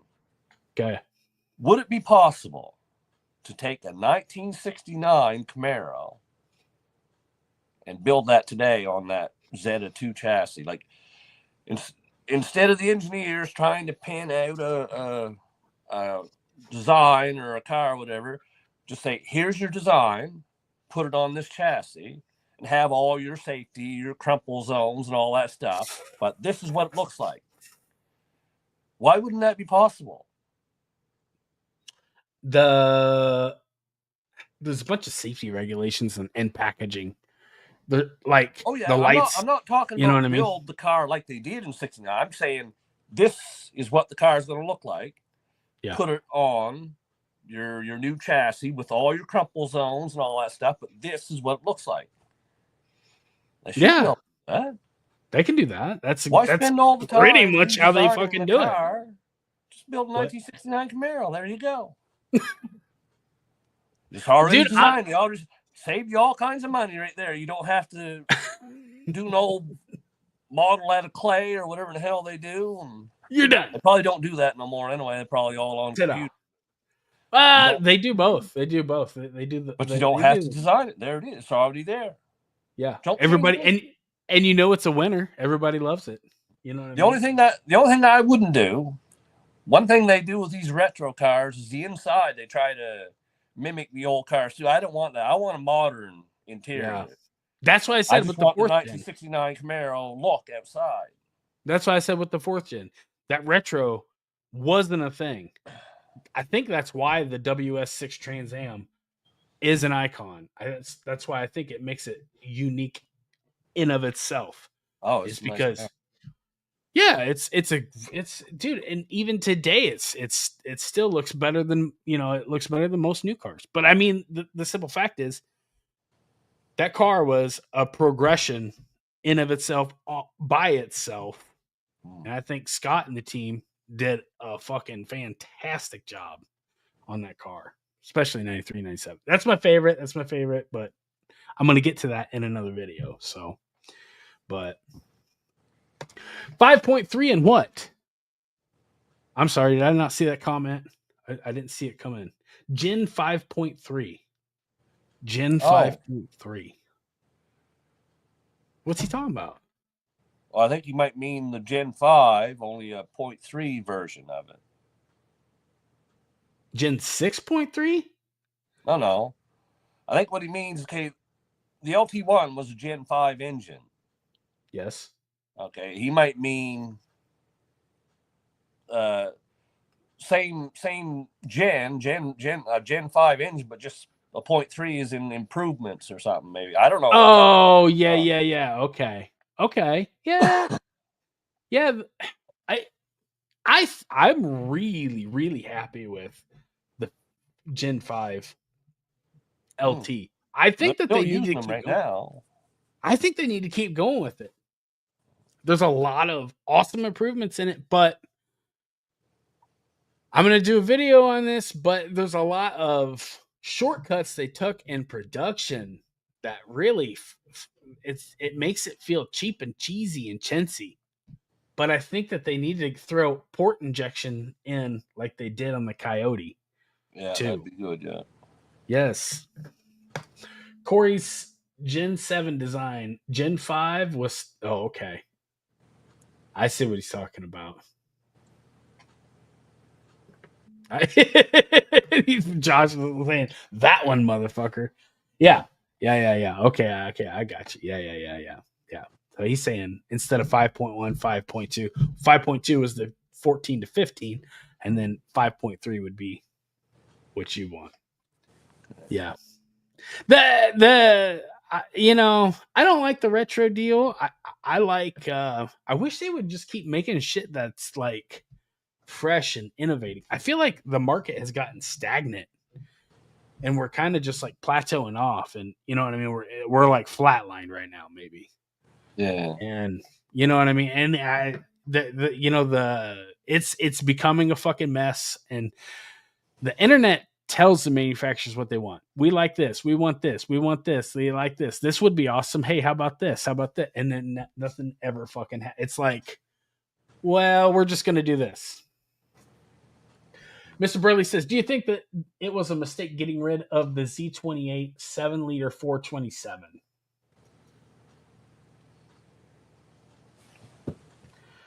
Well, they moved from that 7-liter. That's a Gen 4 engine. They moved to the Gen 5 platforms. They want to put the money into making another 427. But they only made 1,801. The Gen 4 and the Gen 5 are pretty different engines. I mean, they're similar in a lot of ways, but you know what I mean? Like an LS3, they're very different. LT1 are quite different. And that's what they moved to, was that Gen 5. Yeah, but the LS7, man, it had titanium rods. It had 427 cubic inches. I stood behind one and I'm just like, listen to that motherfucker. Oh yeah, but like, you know what I'm saying? What's that?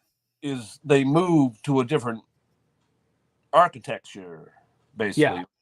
An LS3 is the same Gen 4 as the 7-liter, and they moved to the LT1. That's probably why they didn't make a 7-liter version of basically the LT1. Yeah. I mean, because they were starting a whole new generation, so they couldn't, a whole new generation, the motor and the car. So they kind of had to start at zero again, like they do with the fucking Corvette. But I think it was a mistake not doing a Z28 iteration inside the 6th generation. Maybe as like that one LE could have been a Z28. Could have been.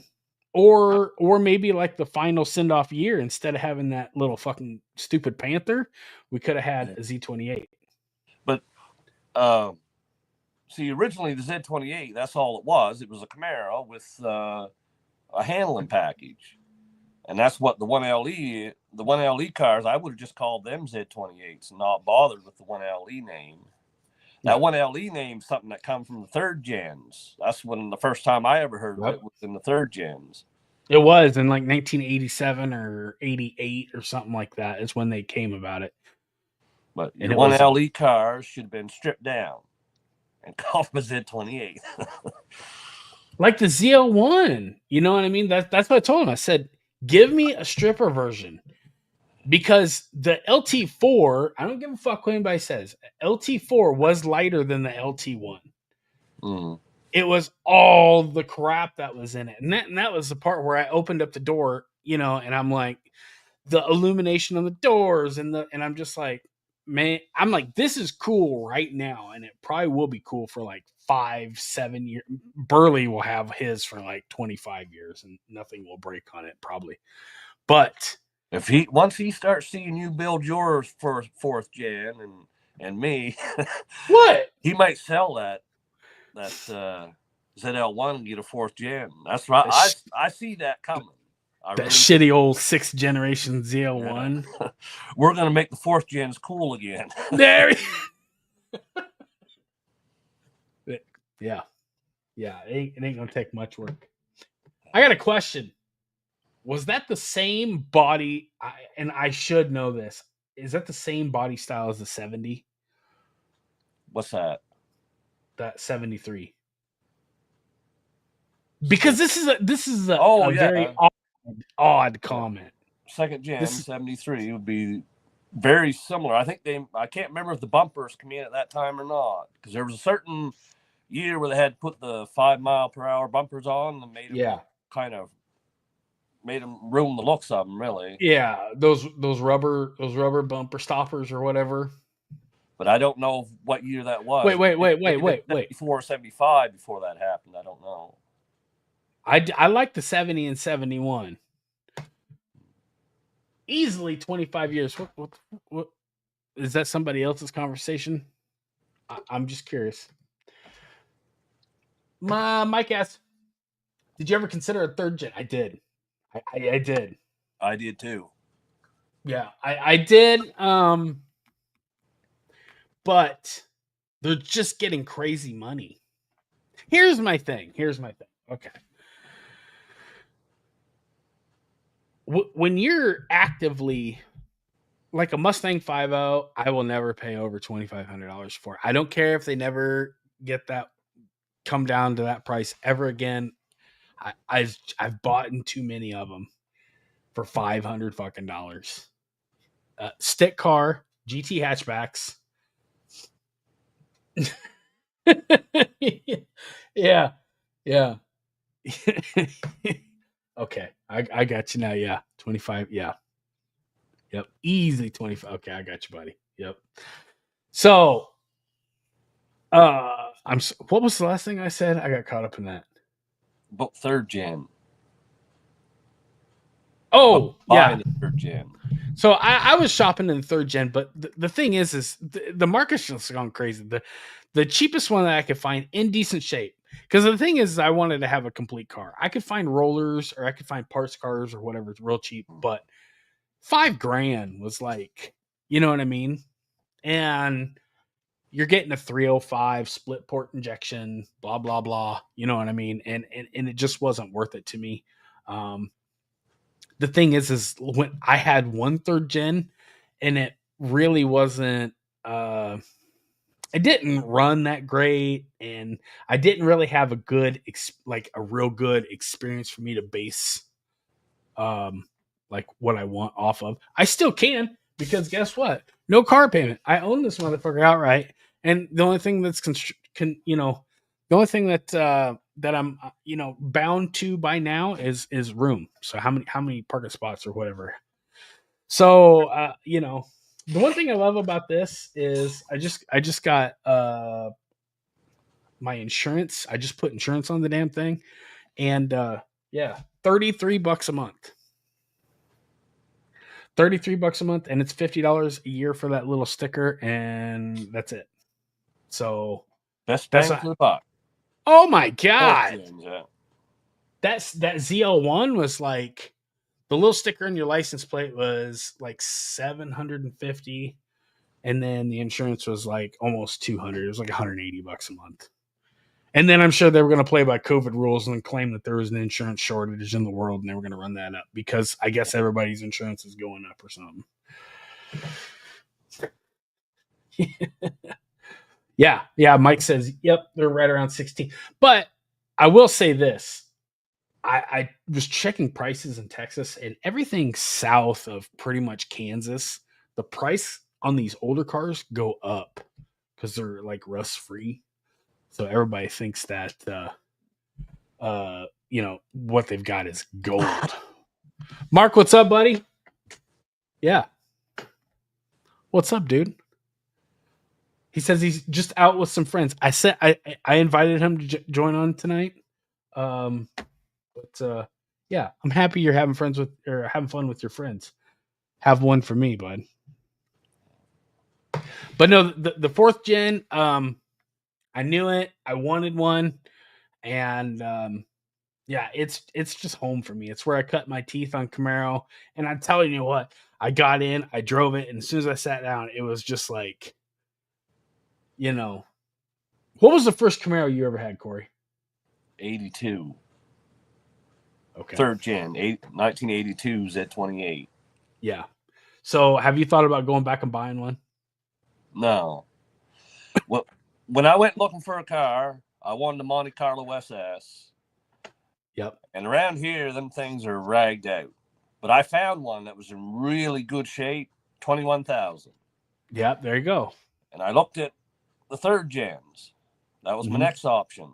Found a 92, 5-liter tune port, 5-speed, 25,000. Okay. Jeez. And then this 2002 popped up, 15,000. And it was low mileage and completely stock except for the intake. It was mint. Now, it was white. Didn't want a white car, and it was convertible. I definitely didn't want a convertible, but I couldn't pass up the fact that it was a real SS, and it was 15 grand. Cheaper than the Monte Carlo SS, cheaper than the third gen. Which one do you think's faster? The more modern LS. Yeah. Yeah. So that's why. But I wanted a third gen. I wanted a Monte Carlo SS.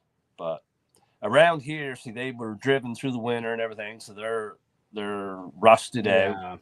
There's only a handful of really nice ones, and the ones that they want a lot of money for them. That's the and rightfully so, because they're a nice car. Yeah. I mean, yeah. I mean, like I said, I was sifting through Trans Ams. There was one, I think, over in Nebraska. I don't even know if this was a real fucking car or not. The guy put it online. It was, the clear coat was delaminating on it. It was burning through, and the transmission was out. Blah, it had some fucking problems or whatever. It was over 100,000 miles, and it was $6,000. It was just, I didn't want to fucking deal with all the headaches, you know what I mean? Yeah. And then, but that was the cheapest Trans Am that I found. Everything else, they're going upwards of like $40,000 now. So I'm not a hater. The market is what it is. I mean, those are super low mile cars, like 3,000-4,000 mile cars. But what the thing about them WS6 cars is they didn't make that many of them. Yeah. So I found a red one wrapped in plastic still. Yeah. They're nice. Yeah. What were you going to say? I'm sorry. I didn't mean to cut you off. No, I just say them WS6 cars, they didn't make as many of them. That's why they're so expensive today, because there's just not that many of them out there. Yeah. I don't even know how much that option was. Mark, how much was that option back in the day? The fourth gen. It couldn't have been much, but all you got was it had stiffer sway bars, something to do with the struts and the hood. That was it. That was the package. That was the whole thing. You want. That's all you needed was the hood. Did you ever see the commercials they had for that, where they say the muscle car lives? The muscle car. What was that? The one with like the fucking fog? Yeah, they have a Trans Am come up behind another car, and it revs the engine, and it shows it going through the snorkel of the hood and out the tailpipe. The muscle car. I didn't see that. They were good commercials. Yeah. Yeah. Well, I mean, that was back when they advertised. You know what I mean? Yeah. Was it 3,500? 3,500? Probably. Yeah. I would believe it. Well, it'd be the same as the SS option. It was around that price too. To convert a Z28 to an SS, around that price. Yep. He says the handling in the hood.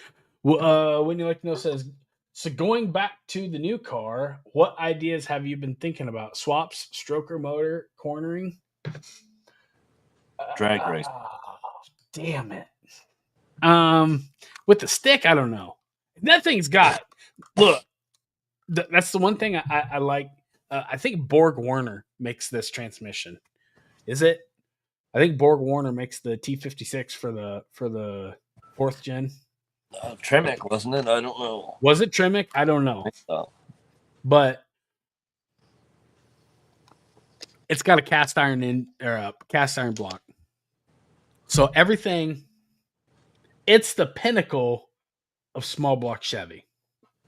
After they made this car for one more year, that motor for one more year, and then they went to what Corey has, the LS1. So there's a guy, Jonathan, I can't remember his last name.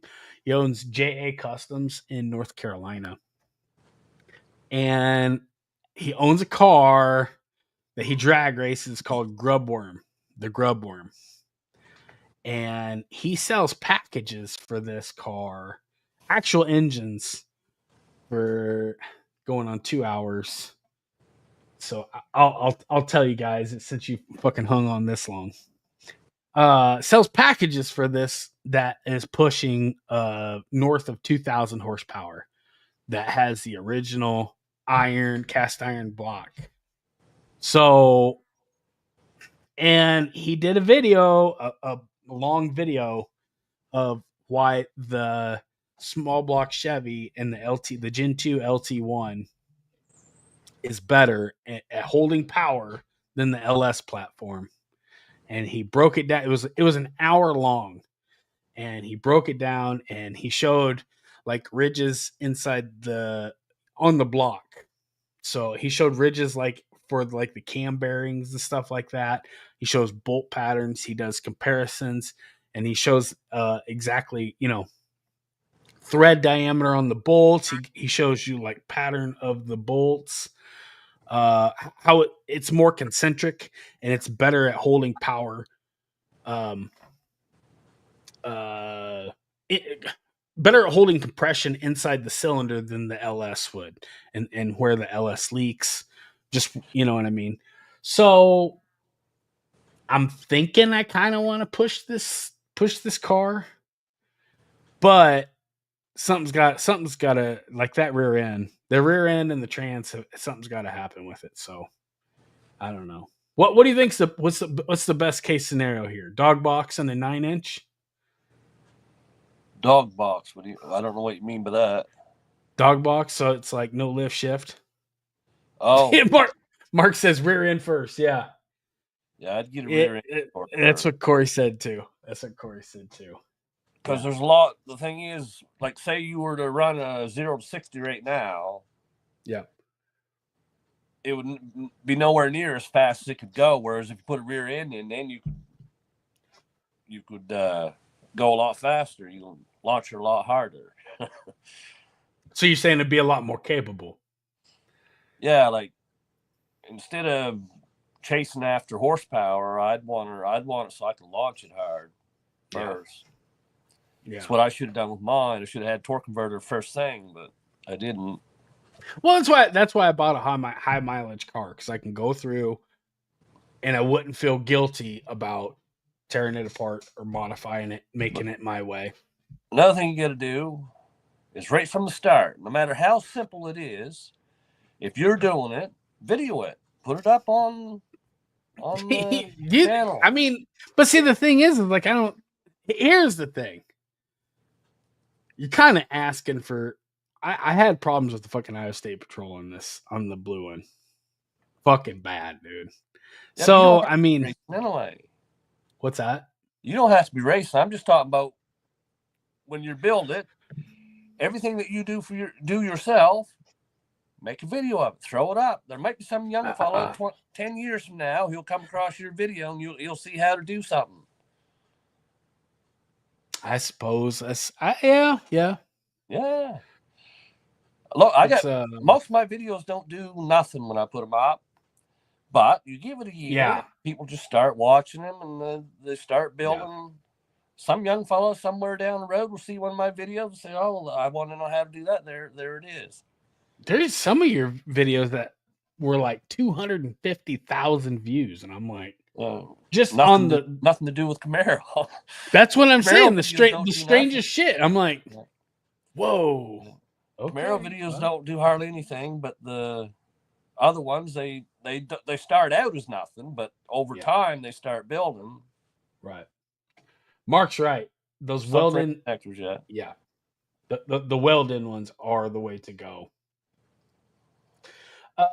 I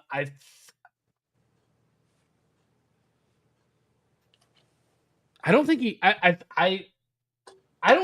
I think that my car is a 4-bolt. Is it, Corey? I don't know. It shouldn't be. The Corvettes had the 4 bolts. The Camaros didn't, but the odd Camaro, I think, the odd Camaro and Trans Am could come with a 4-bolt main if it happened to be that they used the Corvette block at the time. But it's generally they're 2-bolt mains. Son of a bitch! I thought the Camaro was like. Well, I thought the Gen 2 LT1 was the final run of the small block Chevy. So you got the aluminum Vortec head. Yeah, it was the final version of the small block in the Camaros and Corvettes. But I think in '97 the LS1 came out. Yeah, and in '98 started using it in the Camaro and Trans Ams. So that was the end of the small block in the Corvette Trans Am. But I believe the truck still carried on maybe a year or two. I'm not sure. But the LT1 is an engine all to itself. It's the Gen 2 small block Chevy. It was only used in Corvettes and Trans Ams, and then you had some Impala. Yep, the Impala. Some of the Impala cars had them. I think the Buick Roadmaster. Yep, that's what they had a cast iron headed version. Oh, really? Yeah, the Buick Roadmaster and the Chevette or Impalas or whatever. Caprices too, I think had some, but I think that those were cast iron headed LT1s. But they're all 2-bolt mains except for the Corvette. Corvette got the 4-bolt. Son of a bitch. But again, I have heard people mention that they got surprised and found a 4-bolt main in a Camaro or a Trans Am. Whether that's true or not, I don't know. But lucky them. Nah, like I said, I'm gonna do some more research and I want to do some investigating. But I think I wanted to push it. But I mean, if it's gonna be, I've reached out to Jonathan. I'm waiting for him to freaking reach back. Maybe I'll follow up again. Maybe I'll give him a call or something this weekend. But I wanted to talk to him, and I just wanted to quiz him and ask him what he thought before I started tearing into this. But it's either that or LS swap. He was saying that anything beyond 1,200, the LS does for less money, easier for less money. But once you go beyond 1,200, the LT1 will hold power better to 2,000, 2,500. So, but I didn't want to come out here and blast that without verifying with him first. But that's my take on it so far. I don't know what I want to do. I could LS swap, but the thing is like if I swap to anything, I want hydraulic power steering. I want to keep it era correct. That way, you know what I mean? So, I don't know. Maybe LSA. LSA, yeah, I don't know. I like I said, I reached out. I talked to Matt Orsick. I was thinking LS9 at one point, but he was saying the titanium rods are good to a point, and then you know they're it's a wild card. Like either the coating wears off, and then you're having problems with the rods breaking or whatever once you get to a certain power level. He said, you know, just a good H beam instead is probably the way to go. It's going to take more power and it's going to be cheaper to get it done, but you just won't be able to rev as fast. So I don't know. Everything's up in the air. Like I said, I got to reach out. I got to talk to people, but I want to get this video made first. But yeah. Is there anything else? Did we miss anything? Is there anything else you guys want? Is there a game going on? Watching the game, Corey.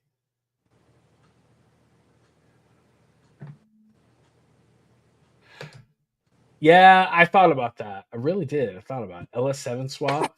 That if I wanted to do an NA build, which would be like a nice street car, that would probably be the way to go. I think if you want to have just NA build, because I've been watching some of them fucking some of those cars coming off the dyno at RPM Motorsports. Oh my god, man, they're got some serious thump to them. LSX or LQ9. Is LQ9 the 6-liter truck motor that was a Gen 4? Is that what that is, Corey?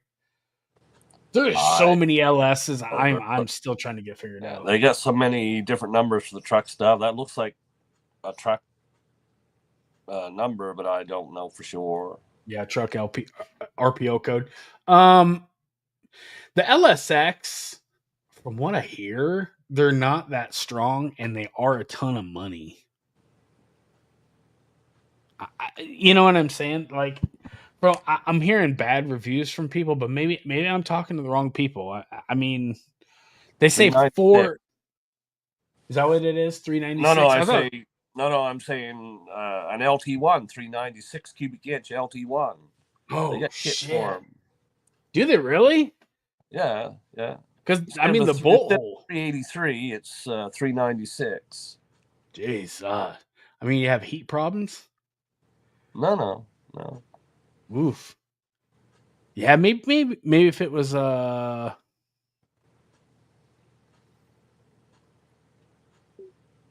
got me thinking now. Maybe if it was an NA build.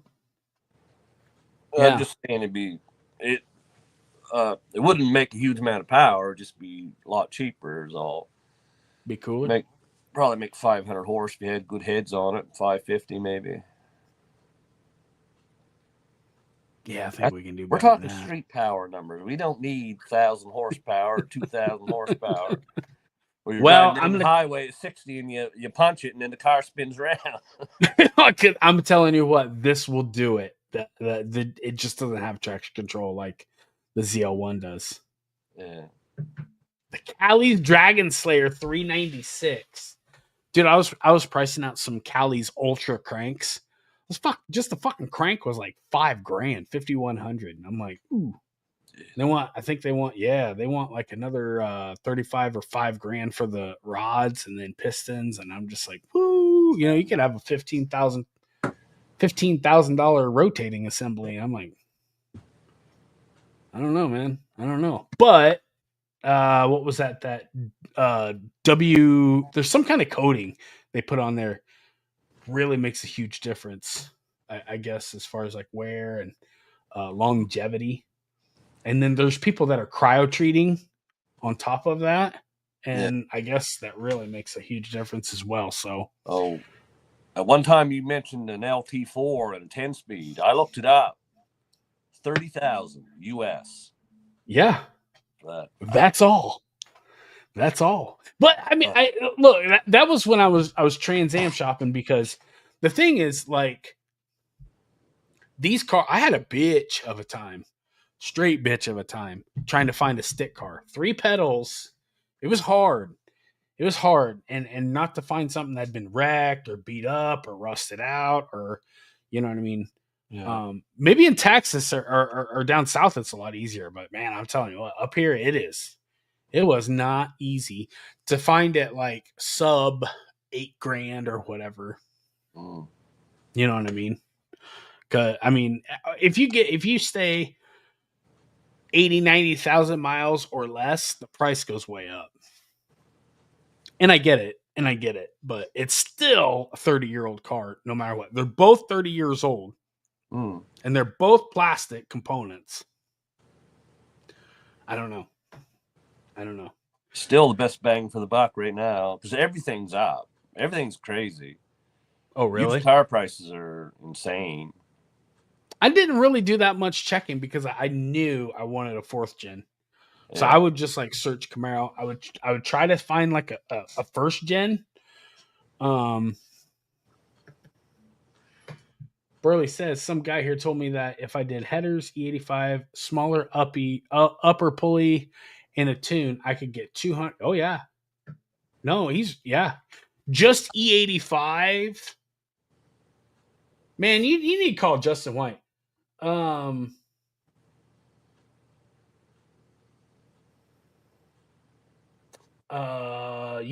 That's easy 150, easy. I would probably Was 650 not enough for you, Mike? What's that? I said, was 650 not enough? That's the thing, man. When you get he's not full. Well, yeah. Yeah, I think you would have to do the lower pulley. You'd have to do the lower pulley. Oh fuck yeah, you can get 200 out of that. I mean, you're gonna have to get the air coming in. So you're doing a big gulp in 103, maybe ported blower. I don't know, man.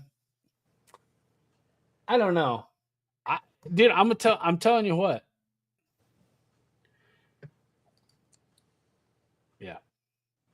Yeah, 250. That seems like a lot for just 3 mods. But I know Justin can get 100, 150. Yeah. Now he's told me he's done it, and he's got logs to prove it. But 250 out of 3 tunes or 3 mods, it seems like a lot. But I forgot what we were talking about before that. Oh, talk about your car. I guess new topic. Yeah. Well, I don't. The 3 pedals, like I said, I don't know right now whether I want it to be like because I mean that's kind of the luxury with having a high mileage car is, do you just fix everything on it and just have like a cool daily driver? Or no, you're cool, Mike. Do I have like a cool daily driver, or do I build like another roll racer? You know what I mean? Yeah. That's kind of where I'm at. So we'll see in time. I don't know. Maybe the car seems solid.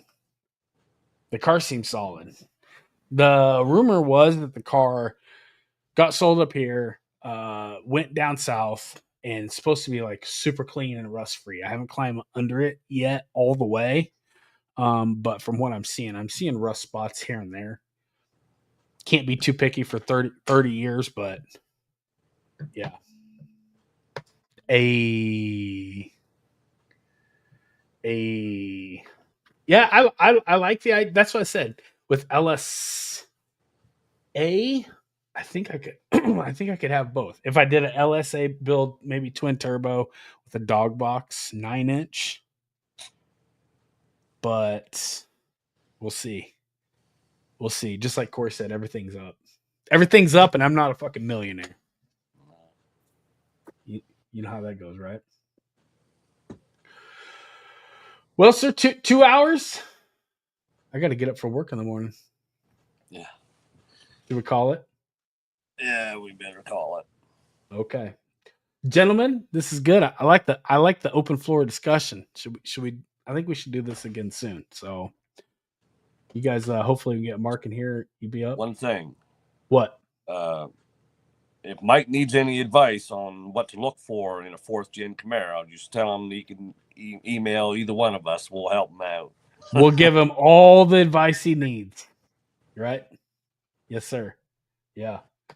Noob says buy a brand new Chevy Spark. What? Yeah, I thought we were friends, man. Yeah. But you know what? That might get like fucking 500,000 views.